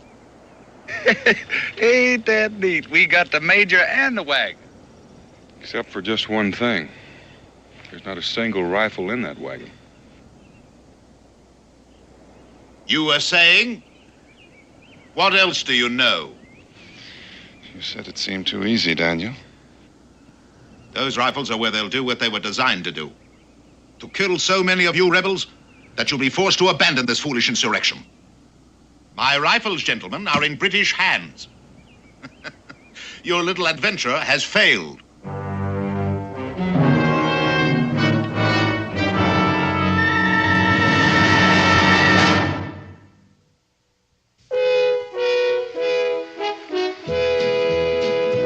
Daniel Boone, what a doer, what a dream comer, truer was he. From the coonskin cap on the top of old Dan to the heel of his rawhide shoe, the rippin'est, roaring'est, fighting'est man the frontier ever knew. Oh, Daniel Boone was a man, yes, a big man, with an eye like an eagle and as tall as a mountain was he. Oh, Daniel Boone was a man, yes, a big man, and he fought for America to make all Americans free. Daniel Boone was a doer, what a dream comer, truer was he. Daniel Boone, Daniel Boone.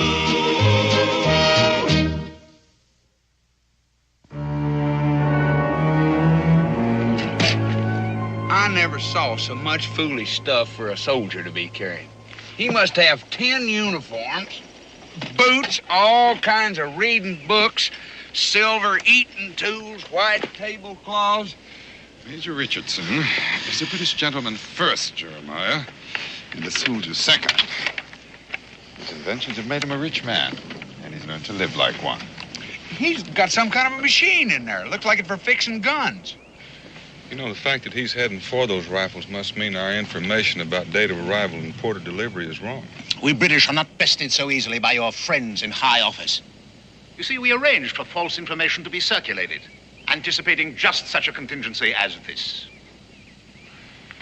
Where are the rifles, Daniel? Well, according to this, they're due to be delivered in Salem and then on to Fort Stiles. Fort Stiles has only a small garrison, a few dozen men. Well, according to this, 200 hand-picked riflemen are en route there to train and serve under Major Richardson. To prove the rifles under battle conditions. I think that's the idea. Rather frustrating, isn't it, Mr. Boone? Those rifles won't do them much good without you, Major. My dear man, the whole British Army doesn't cease to function if one officer disappears. Anyway, anyone can learn to fire a breech loader, even mine. In any case, I'm of no value to you without my rifles. I think he's got a point, Mingo. Well, you ain't gonna let him go, Daniel. Not exactly. The Major arrived at the port of Boston less than a week ago, and he's never been here before. That's correct. What about it? He's due to report to Fort Stiles. Now, chances are no one there knows what he looks like. Mr. Boone, surely you're not thinking of trying to pass someone else off as me. I am thinking about it, considering the stakes. Well, they may not know my face, but my reputation is well established. Anyway, where could you possibly find anyone in this wilderness to impersonate an educated British officer and gentleman of breeding and culture? Right here.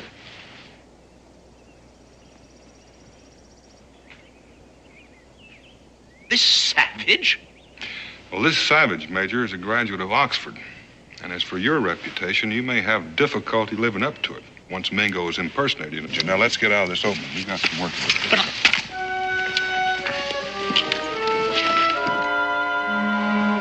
All right, Mingo, go.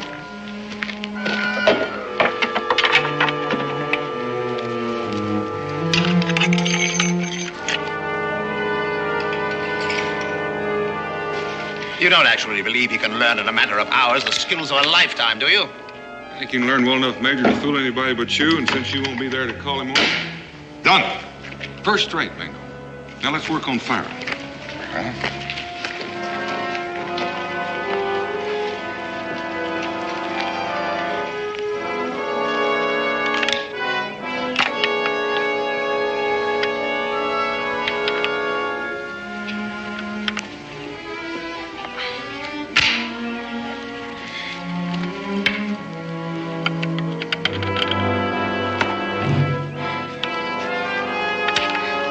Anytime you're ready, Daniel.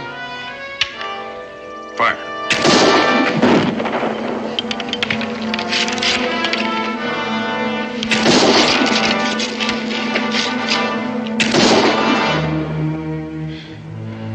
I never expected to see the day when I could fire more rapidly than you, Daniel.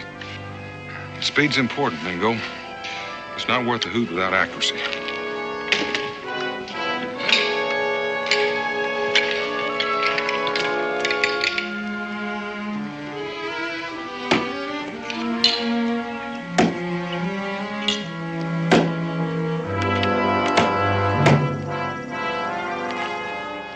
At the same speed.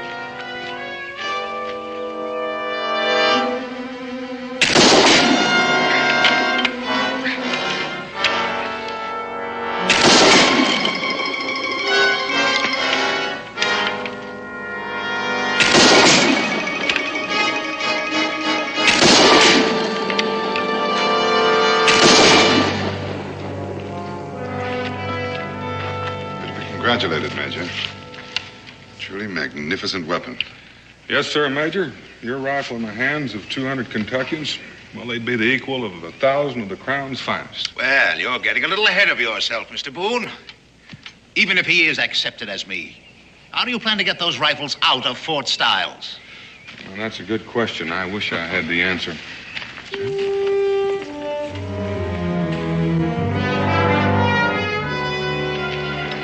By golly, Mingo, it suits you. Well, it suits my father's English blood, but my mother's Cherokee blood is on the warpath over the scalping you gave me. Well, the hair will grow back. Yes, if my head is still connected to my neck when this is over. Well, there's no call to fret about that. I understand spies are shot, not beheaded. I can't tell you how that reassures me, Daniel. By the way, how am I to contact you when I've arranged everything? You're orderly. Orderly? Jeremiah.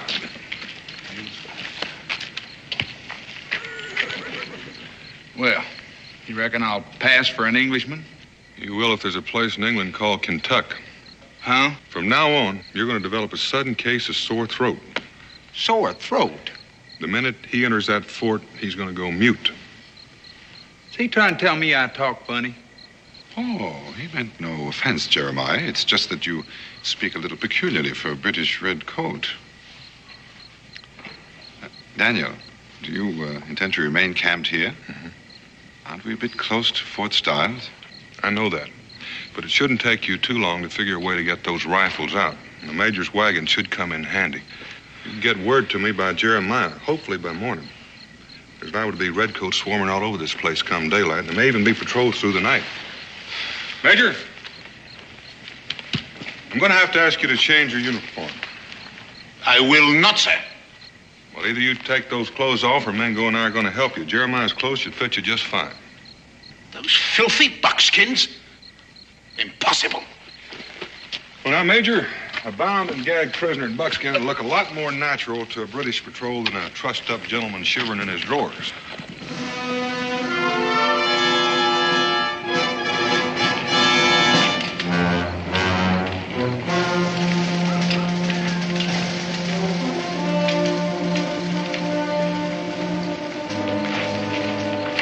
Pretty British officer and wagon approaching the gates.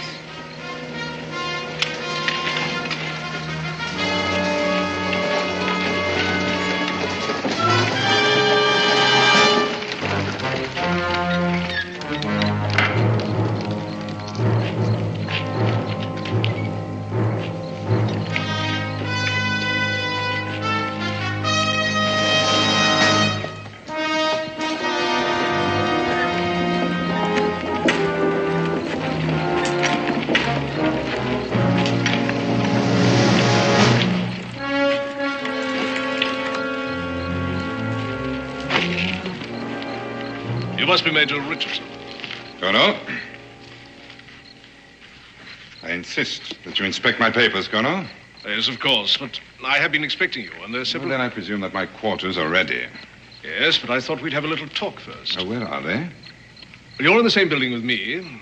Our offices, dining room, and so on are in headquarters building. Yes. Well, that should be satisfactory. Quarter my horse, won't you, please? Take my personal effects to my quarters. Now, if you please, Colonel, I should like to inspect my shipment of rifles. Where are you keeping them? Well, that's what I've been trying to tell you. I received notification early this morning that there was a storm at sea. The ship has been delayed. It's not expected to dock in Salem until late tomorrow. Yes, well, that is a disappointment, isn't it? Then I assume that you have provided a suitable place to store the rifles when they do arrive. Oh, yes, I've made room in the arsenal. They'll be quite safe there, locked up tight. But I do have a pleasant surprise for you, Major, to offset your disappointment. Oh? Yes, your 200 riflemen on their way here will arrive under the command of Captain Halstead. Captain Halstead? Barnaby Halstead. I understand you're old school chums. Oh, you mean that? Captain, of course, Captain Halstead. Yes, well, delightful. Come along.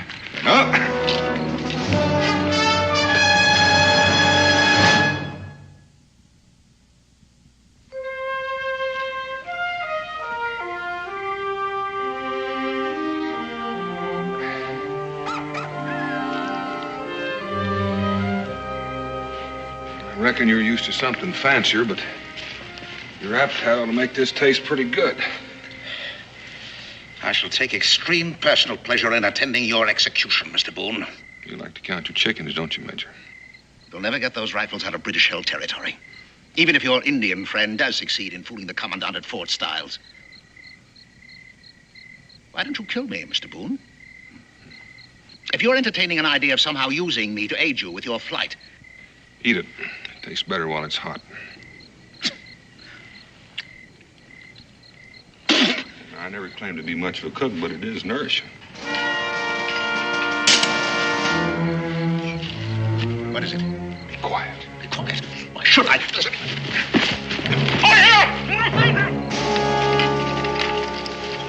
You hear something? That I did. Like someone shouting for help. Seemed to come from that direction. Right. Over here, British officer! This way.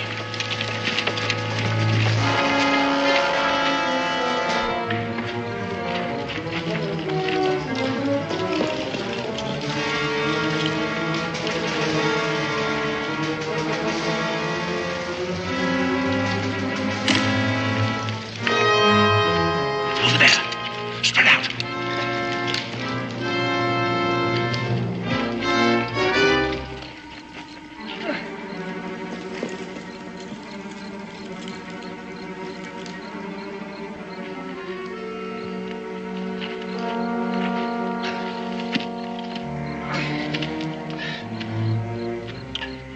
Corporal, I was never so glad to see a British uniform in all my life. That's so. See, some rebels. They made me prisoner. And who might you be? Oh, the clothes.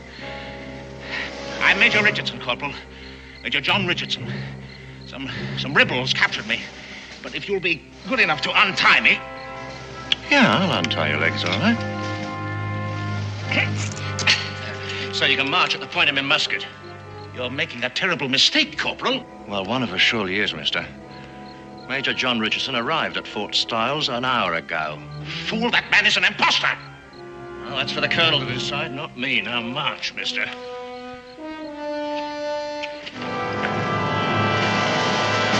All this finery, Major, is bad for my morale. Makes me feel a bit homesick. The truly civilized man carries his civilization with him, Colonel. I, for one, should find it unbearable to have to live for very long as the primitives in this country do. Well, then I must apologize for the plain fare my orderly prepared for your palate. No. I'm quite well aware of the difficulties in finding a proper cook once one leaves England. Which is precisely why I found it necessary to bring Chester here as my orderly. Not only is he an excellent soldier, but an accomplished chef as well. Isn't that so, Chester? Perhaps you'd better not try to speak. Your vocal cords will never heal. As soon as we're settled in, I'm sure that Chester will take great pleasure in delighting you with his skills in the kitchen. What exactly happened to his voice? Dust along the trail, I expect. Inflammation of the throat. Chester, you see, is accustomed to the more salubrious climate of our homeland. And his health, I fear, is rather delicate.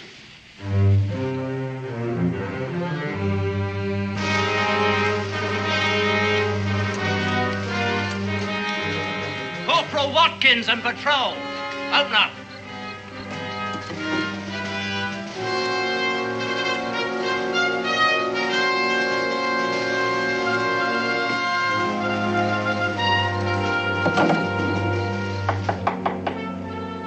Come in. Oh, sir, there's something that requires your attention. Yes, what is it, Corporal? Well, it's urgent, sir. Well, speak up, man. Well, I don't think you'd want to bother Major Richardson, sir.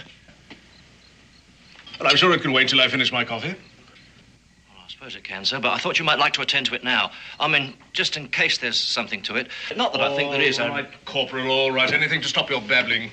Excuse me, Major. This will only take a moment, I'm sure. What do you suppose that was all about? I don't know. But why do you keep telling him I'm such a good cook? I was playing a part, Jeremiah. Overplaying your hand is more like it. The way you talk to him, he's a colonel, you're a major. You've seen the major. You know his reputation. He'd be arrogant before the king.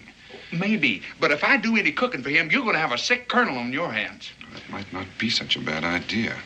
Look, we've got to get word to Daniel. Tell him that the rifles won't be arriving until late tomorrow and that a friend of the major's is due here.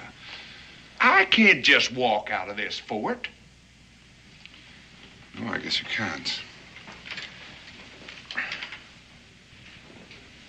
But you are supposed to be a master chef, and a master chef uses rare herbs and spices that grow in the woods. I wouldn't know an herb if I fell on one. Well, most people wouldn't. Well, you can't speak, so I'll give you a note to show the guard at the gate. After you've talked to Daniel, pick some weeds to take back with you. You people are ingenious. You know, your story is so ridiculous, I'm almost inclined to give it some credence. Well, why do you suppose I was tied up? And why did I shout for help? Well, certainly the corporal told you that... that... have to do better than that. Anyone can tie a rope around his legs and shout for help. The corporal surely told you there was another man there, the one they followed. Yes, and lost. Your accomplice in trying to convince us of this nonsensical story.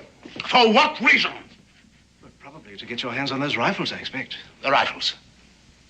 Yes, the rifles. That imposter brought one with him, didn't he? Well, look, I can describe it to you.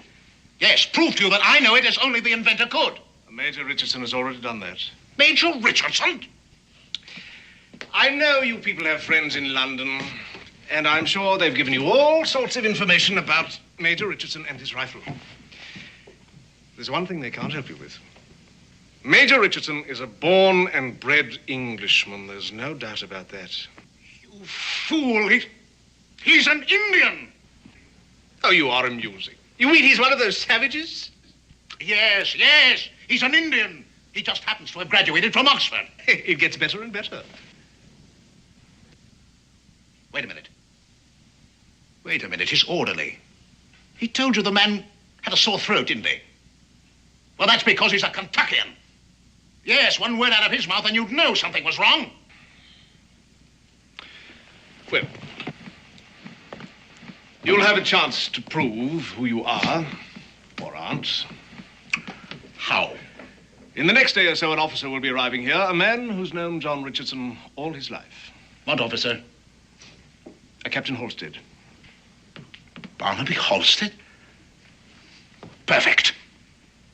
Well, your friends have done a complete job, haven't they? That will settle this, won't it?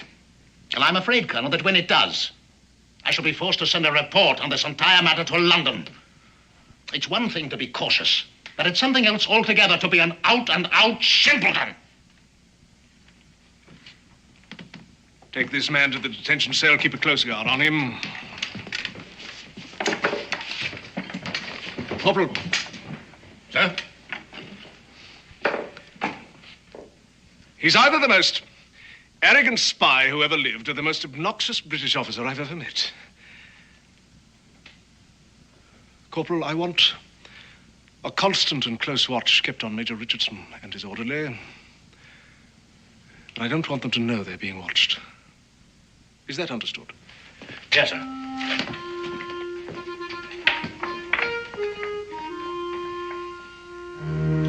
Well, it appears to me that the longer we keep up this play acting, the more apt we are to stick our foot in their mouth. Now, if them rifles don't get here pretty soon.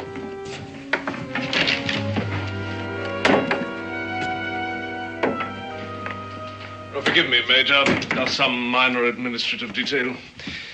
Being a fort's commandant can be a bore at times. I dare say. Oh, dear, your coffee must be frigid. Chester, if you will, more hot coffee for the McCoy. No, thank you. I've had quite sufficient.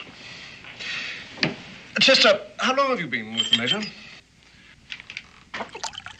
Oh, poor chap. That throat must be as raw as fresh-cut beef. 2 years, Colonel. He was assigned to me directly after I received my commission.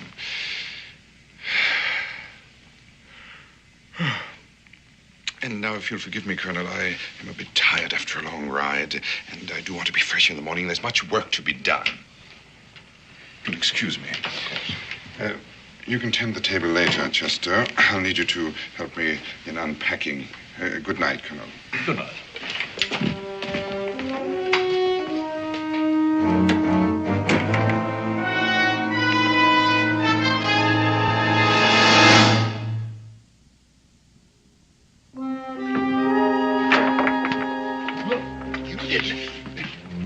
You stepped right on my... You know you pretty nigh broke my toe. You were going to answer the Colonel, weren't you? Why, he's sneaky. That's because he's beginning to suspect we're not all we're pretending to be. I don't know why, but we're going to have to be doubly careful from now on. I should pass you through the gate. Now, tell Daniel about the delay in the rifles and so forth. You're sure you can find him? Look, I may not be much of an orderly, but I ain't no oaf.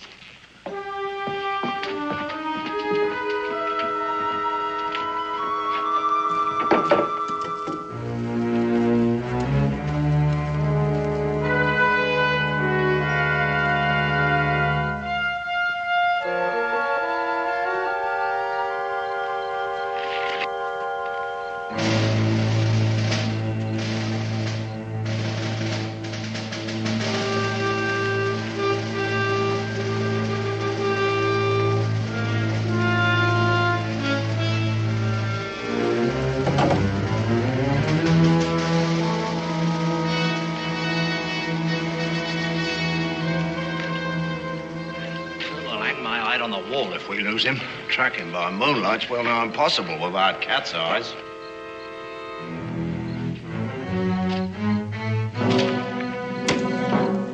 This way.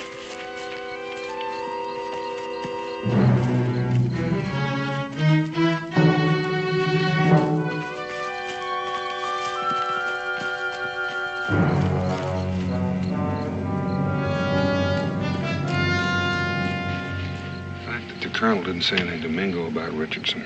And the fact that he's got them redcoats on me. Oh, he's got his wind up all right. Are you sure you got them off my trail? If those rifles weren't so fired important, I'd say you and Mingo ought to get out of there right away any way you can. You know something? I think Mingo's enjoying that play acting so much, he wouldn't leave unless you drug him out of there. Dan, have you got a way figured to get them rifles out of there once they get them in there? No. You say those rifles are due to arrive tomorrow afternoon? But that's what the colonel said. And the major's friend, Captain Halstead? That's tomorrow night or the next day. Well, we still have some time left. If everything goes according to schedule. And so far, it ain't. We've got to prove to the colonel that Mingo is Richardson beyond a doubt. That's impossible, ain't it? I'm beginning to think so. Look, you better get on back and don't come out again. We can't afford to make that colonel any more suspicious than he is. Almost forgot.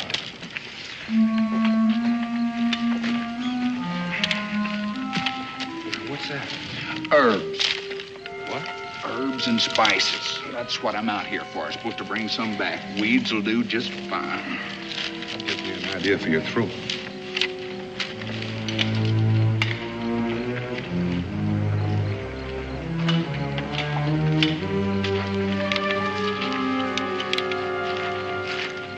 Them herbs? No, it's more like red pepper. Chew it and swallow it. Makes your throat red and inflamed. Look, Dan, if I don't come out of that fort... Don't come out. Unless there's an emergency or unless the rifles have arrived. By the way, you might let the redcoats pick up your trail and follow you, and that way you'll seem perfectly innocent. You know what? I gotta hand it to you. You think of everything.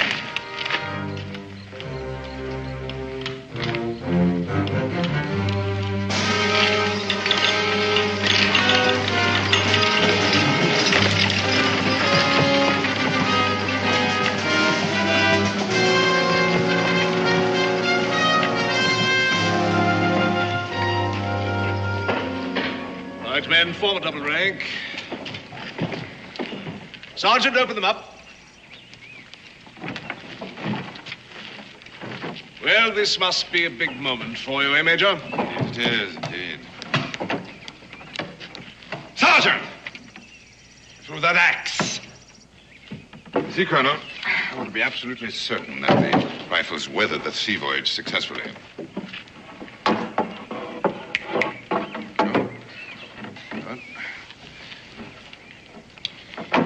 There, Colonel. This is the weapon that's going to bring a quick end to the fighting. Yes, I believe it might. If it's all you say it is. Oh, it is. It is indeed, and more, I assure you.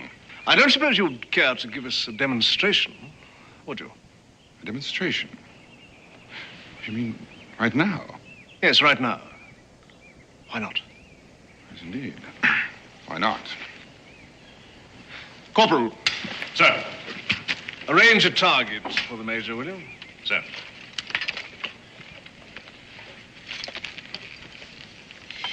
How do you want me to fire the rifle, Colonel?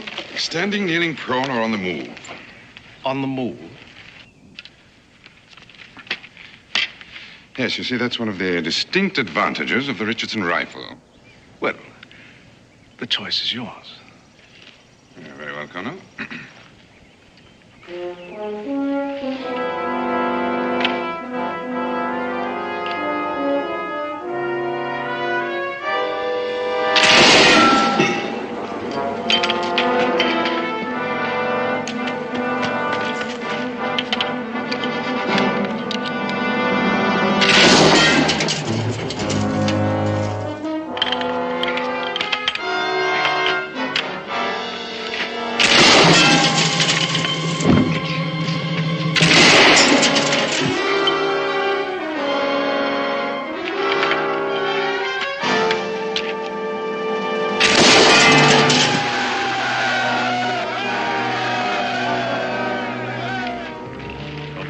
Impressive demonstration, Major.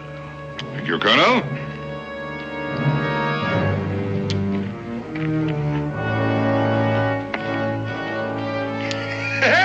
That colonel was so cocksure that he was walking you right into a trap with that rifle, and all the time you was planning to walk him right into his own trap. Oh, it warms the cockles, Mingo. I do say. Well, the important thing is he's just about convinced that I really am Major Richardson. That should give us a little more freedom to work something out. Now, if nothing else happens to arouse his suspicions, we might be able to...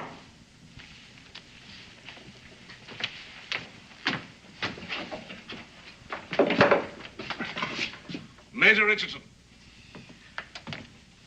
I've a really extraordinary surprise for you.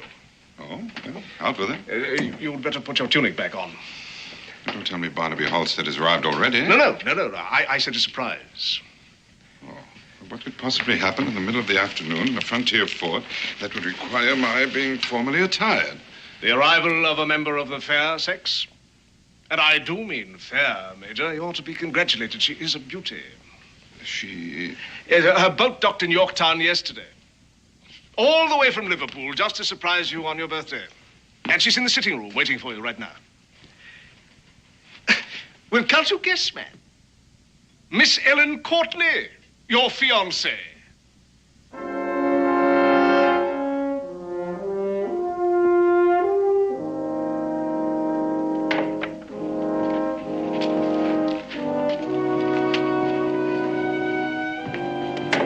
Miss Courtney? Well, that's hardly the look of a man who hasn't seen his betrothed for a long time. A surprise, Colonel. Merely surprised that she'd come all the way to this wilderness.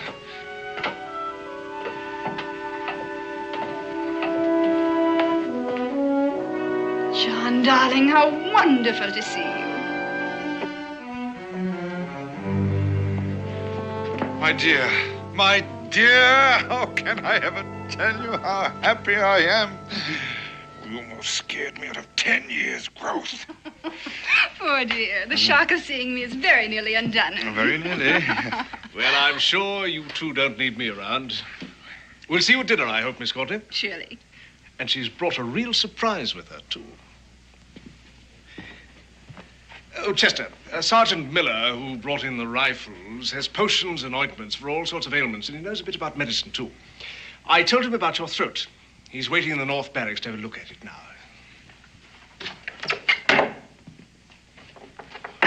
Rebecca Boone, what in the name of heaven are you doing here? Well, convincing the colonel that you're Major Richardson, for one thing. You did a fair job of that, but don't you know the British shoot spies? Oh, I don't think the British would execute a woman. But I don't think they'd hesitate to shoot you and Jeremiah. Yes, and if that Sergeant Miller knows anything at all about medicine, we're right back where we started. Oh, no. Dan will solve that.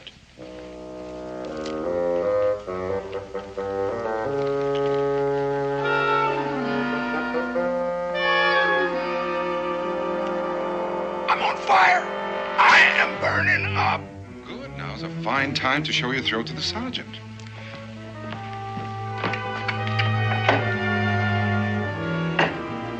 Mingo, Dan says it's going to be impossible to get those rifles out of here. Yes, with that Captain Halstead and 200 British soldiers due here any moment, he's probably right. But he does have a plan for the rifles and the major. Speaking of Daniel... The surprise the colonel mentioned. Come, my darling.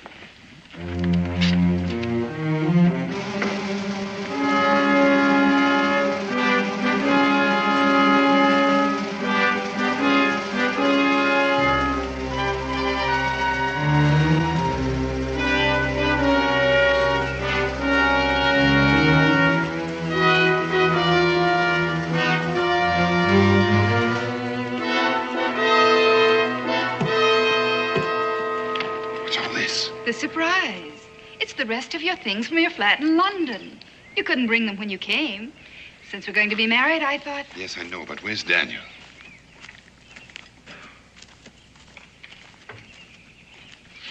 You mean... It's a bit cramped, but he'll be coming out after dark. You said he agrees we can't get the rifles out. What is all this? Well, he doesn't want the British to have them either. And as long as they have Major Richardson, they can manufacture more. Yes, but what are we supposed to do?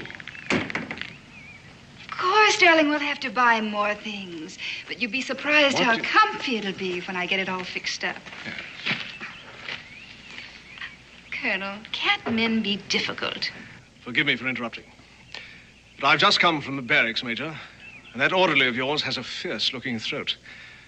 However, Sergeant Miller tells me that he has a swab he's sure will clear it up in no time. He assures me that Chester will be having his voice back in a matter of hours. Oh, I am glad to hear that. Major, I didn't break in like this to tell you that. Not principally, anyway. Well, what is it, Colonel? I want to apologize. I've been keeping something from you out of, well, mistrust is the only word, I suppose. Mistrust, Colonel? Of me? Yes. We captured a fellow, a very convincing talker. Obviously a rebel spy who told a wild story and claimed that he was you. And that you were an imposter. But surely you didn't believe him? Well, no. At least not at first. But he knew so much about you, about your rifle. He even knew Captain Halstead's first name. Fancy that. It only goes to show how devious these colonials can really be. The audacity of the man. Well, that didn't really convince me. But when he said that your orderly had a sore throat, or at least was feigning a sore throat, well... I see, of course. He was spying on us on the trail. You're perfectly right, Colonel. We must all be vigilant, constantly. You're very generous, Major. Not at all. Colonel, what will happen to the man? The spy? Well, he'll face a firing squad. When? Dawn tomorrow. Well, that's all right. Pardon? I mean, I'll be back in my room at the hotel in Salem. I wouldn't want to see. Of course. Well, dinner, then? Worth. Oh, I almost forgot the best part. He insisted that you were an Indian. An Indian? I? An Indian? Can you imagine? Fancy that. That is amusing. An Indian, I? An Indian.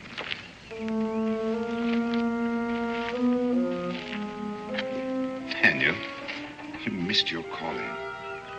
You were born to have been a master spy.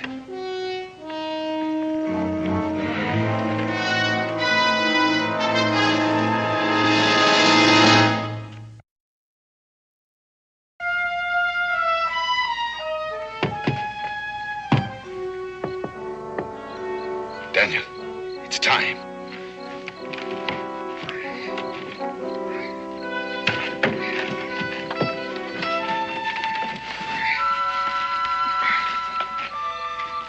Will this fuse burn long enough? About a minute and a half. I've tested two of them. Where's Becky? Inside. I'll need about 10 minutes and then get him out of here. Right.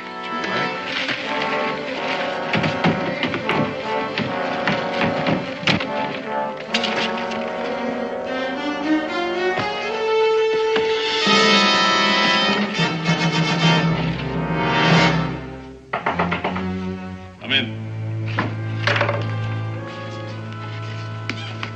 Forgive me for disturbing you, Colonel. Oh, not at all, Major, not at all. Do come in. Since he's to be executed in the morning, I should like to question that fellow who claims to be me. I think we should do everything we can to find out where, how, and how much the rebels have learned concerning our plans for the Richardson rifle. Well, I doubt he'll talk, but it's certainly worth the effort. Matter of fact, I'd like to be part of it. Excellent, Colonel.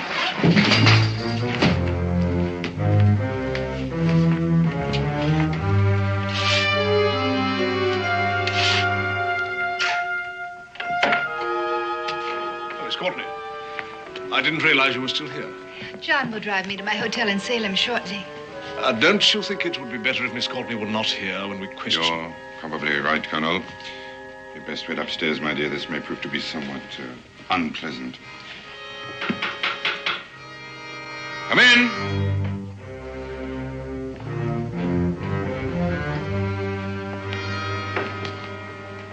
So, this is the fellow who claims to be Major John Richardson. Meet your fiancée, Major. So, you compound the crime. She's an imposter also. I see. You've decided to continue this ridiculous fiction to the end. You see nothing, Colonel, because you're a blind and thoroughgoing fool, which you will learn to your sorrow when Captain Halstead arrives. In that case, you'd better pray that Captain Halstead arrives before dawn, hadn't you? My dear. Now, look here. Don't you think you've gone far enough with this masquerade?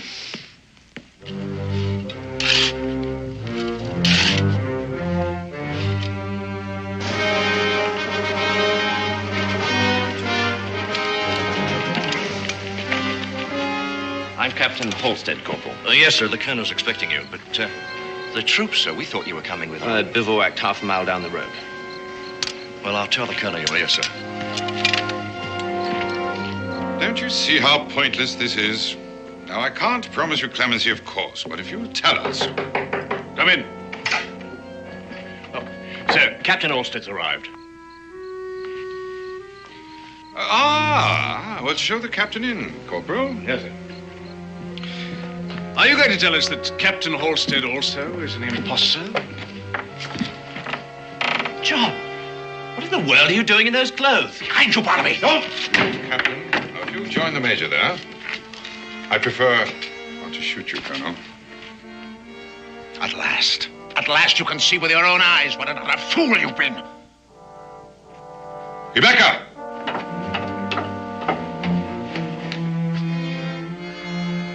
See that Major Richardson doesn't move while we take care of them. You must think you're pretty clever. You're not clever enough to get out of here alive. We'll do the best we can, Colonel, I assure you. Now, if you'll turn that chair around.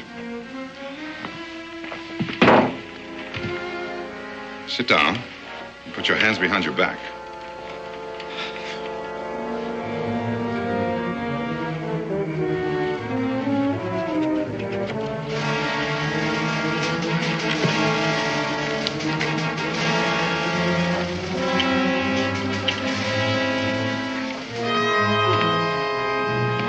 Be grateful, Major.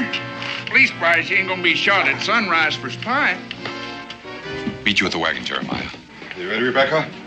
Yes. Remember, casually now.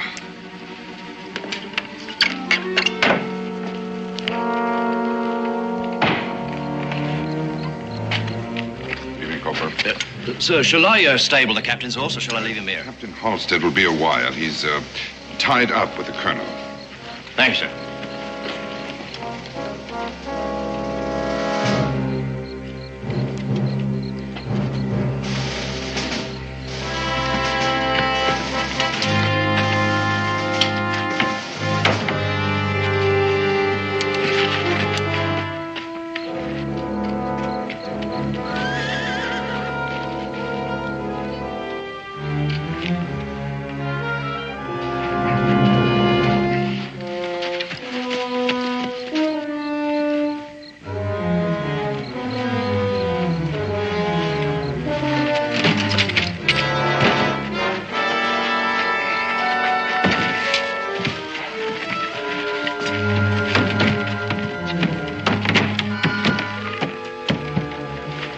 Daniel, we're ready.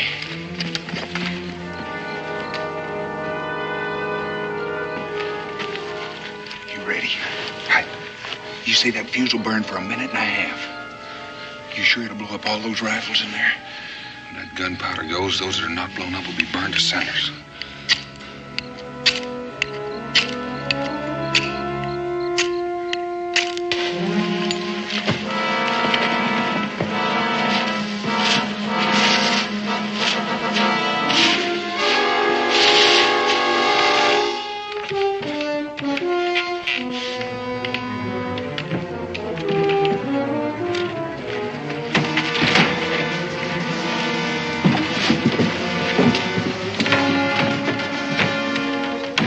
Get out of here.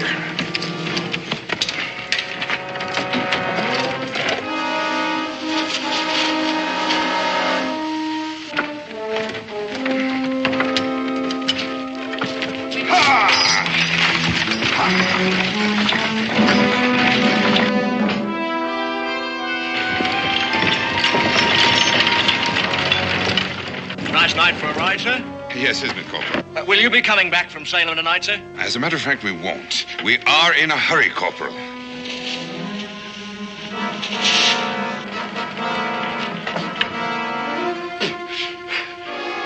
Corporal of the Guard!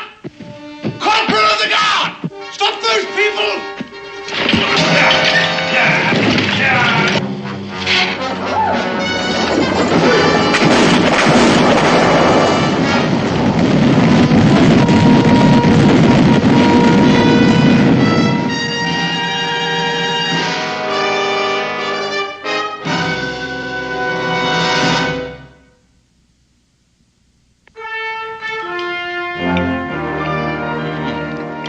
Mighty good. Thank you, sir. Coffee. Mingo? No, thank you, Rebecca. I think I like your hair short. But perhaps I could shape it a little more. You do, and my mother will come down from the happy hunting ground and haunt you. Coffee, Jeremiah? Careful, it's hot. No chance of getting that Major Richard to make some of them rifles for us, is there, Daniel? He's a stubborn man, and a proud one. He's refused money, freedom, and a commission in the Continental Army. Can't help but admire him, in fact. Well, one thing for sure, them rifles ain't gonna do nobody any good in this fight. Or any harm, either. Well, we bought time, and time is in our favor. Rebecca Boone, you're an amazing woman. Wife, mother, spy. Most important thing, cook. That's what she does the best. Well, now, I'm not so sure that Rebecca will regard that as a compliment just now, Jeremiah. Well, for one thing, we never would have escaped alive from that fort without her. Never mind destroying the rifles. That makes her a heroine of the revolution. A little more exciting than being a frontier woman. And for another thing, I think she rather enjoyed playing the part of a British lady. Is that a fact, Becky? Well, I surely did hate giving those lovely clothes back to Mrs. Devery. Speaking of clothes, I lost a perfectly good set of buckskins to that Major Richardson. Well, now, don't you worry about Jeremiah. We'll shoot you another set. And Becky will stitch them up for you, won't you, Becky? Back to the frontier. More pie, Jeremiah? Don't mind if I do.